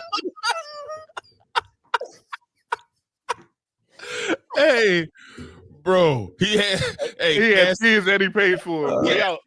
And he pays for them. Congratulations, nigga. Like You're doing your job. You're doing your job. You're supposed to do it anyway. Oh man, yeah, you gotta do both, man. Man, shout out TV40. Yeah, shout out to TV40, man. Hey, Anna Man. say 401 don't make you right. Hey, don't make you wrong neither. So don't. Hold on. Nah. That's wow. I don't know what to say. Anna, you're right. You know what? You're right. Because that conversation started to be circular, to say the least. So in conclusion, let's sum it up. Yeah, in conclusion, superstars gave effort on both ends of the floor in the 90s and in the 80s and in 2000. There was no such thing as I'm a superstar, but I'm just gonna suck on defense on purpose. Like, I don't even have to play this part or this side of the floor, and I still want to be considered a superstar. Like that don't make no sense. That was good. This all playing started pickup from- ball back in the day, man, and we be playing full court. I used to like to cheat and be like, man, I ain't playing no defense. Them niggas ain't passing me the ball. If I ain't playing no defense, the only way I'm getting the ball is I got to go get a rebound. Mm-hmm. You ever seen a teammate cherry pick and stand at half court and have you playing 5-on-4 and then think you about to throw him the ball when you get the rebound? Yeah. Yep. I purposely didn't throw the ball to him. Ain't no way you about to cherry pick and get the ball. No, we're not doing it.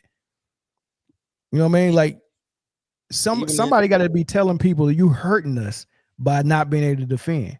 And to be honest, if you was gonna take a play off, like back when we was playing ball and everything, you took it off on offense. You let them play offense 4-on-5, and you stay down on defense in case it's a fast break or something. That's how you rest within the game back in the day. But now they take defense off. Even in 2K, and shout out to all my 2K players out there. Even in 2K, when you play random rec, if you're not playing defense, they not passing you the ball. Passing you the ball.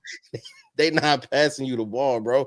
So if kids can understand that on a simple game, on a simple video game, how are grown people not understanding the logic of? Oh no, they understand, but they don't have to. You listen. Anything you let people get away with, they'll do. That's just human nature. Anything you let people get away with, they'll do. If they prone to taking the path of least resistance. Exactly. Yeah. And that's what the league has become. And a lot of people blame it on a lot of people like to blame that on LeBron. But I'm telling you, Mike D'Antoni killed defense for the league. Yeah. And look, and Luka shows you what his mindset is on the floor. I've seen more than I can count of Luka limping and getting hurt on a play, and he limped the entire defensive possession. And then got it. And as soon as they get the ball back, he's calling for it.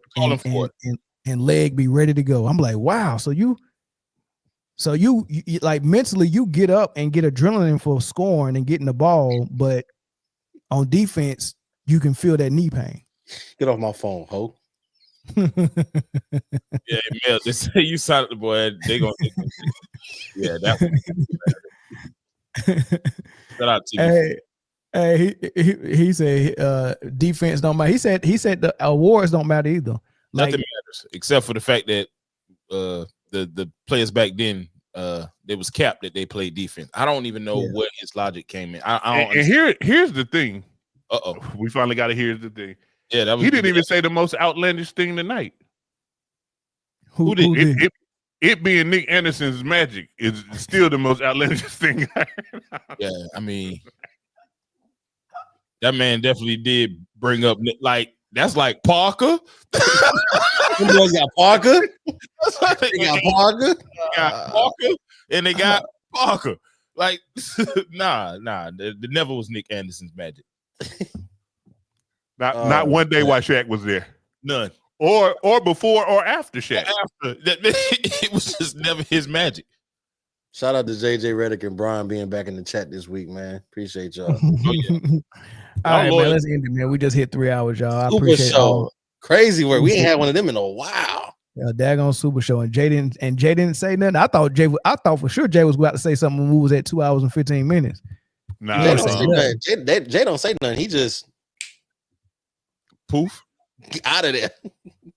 Nah, blame it on internet troubles. I knew it wasn't gonna be no post game, so yeah. No post game tonight, y'all. No post game tonight. We'll be back next week though, because last week was. Hey, Cash, quote, and I quote, Bill Russell didn't play defense, TV 40. Y'all keep on warping. I don't think we was warping today. I think TV 40 might have been warping today. Was warped out. That man was warped out. Nah, man, I just keep it 100 done. Done. All right, y'all. We out, man. Thank y'all for the super chats and the comments and the phone calls. Shout out to TV 40, man. Shout out to my man from Sweden too. Yeah, shout out to my homeboy from Sweden too, man. Y'all, thank y'all for the phone calls, man, for sure. Yeah. All right, man. Peace.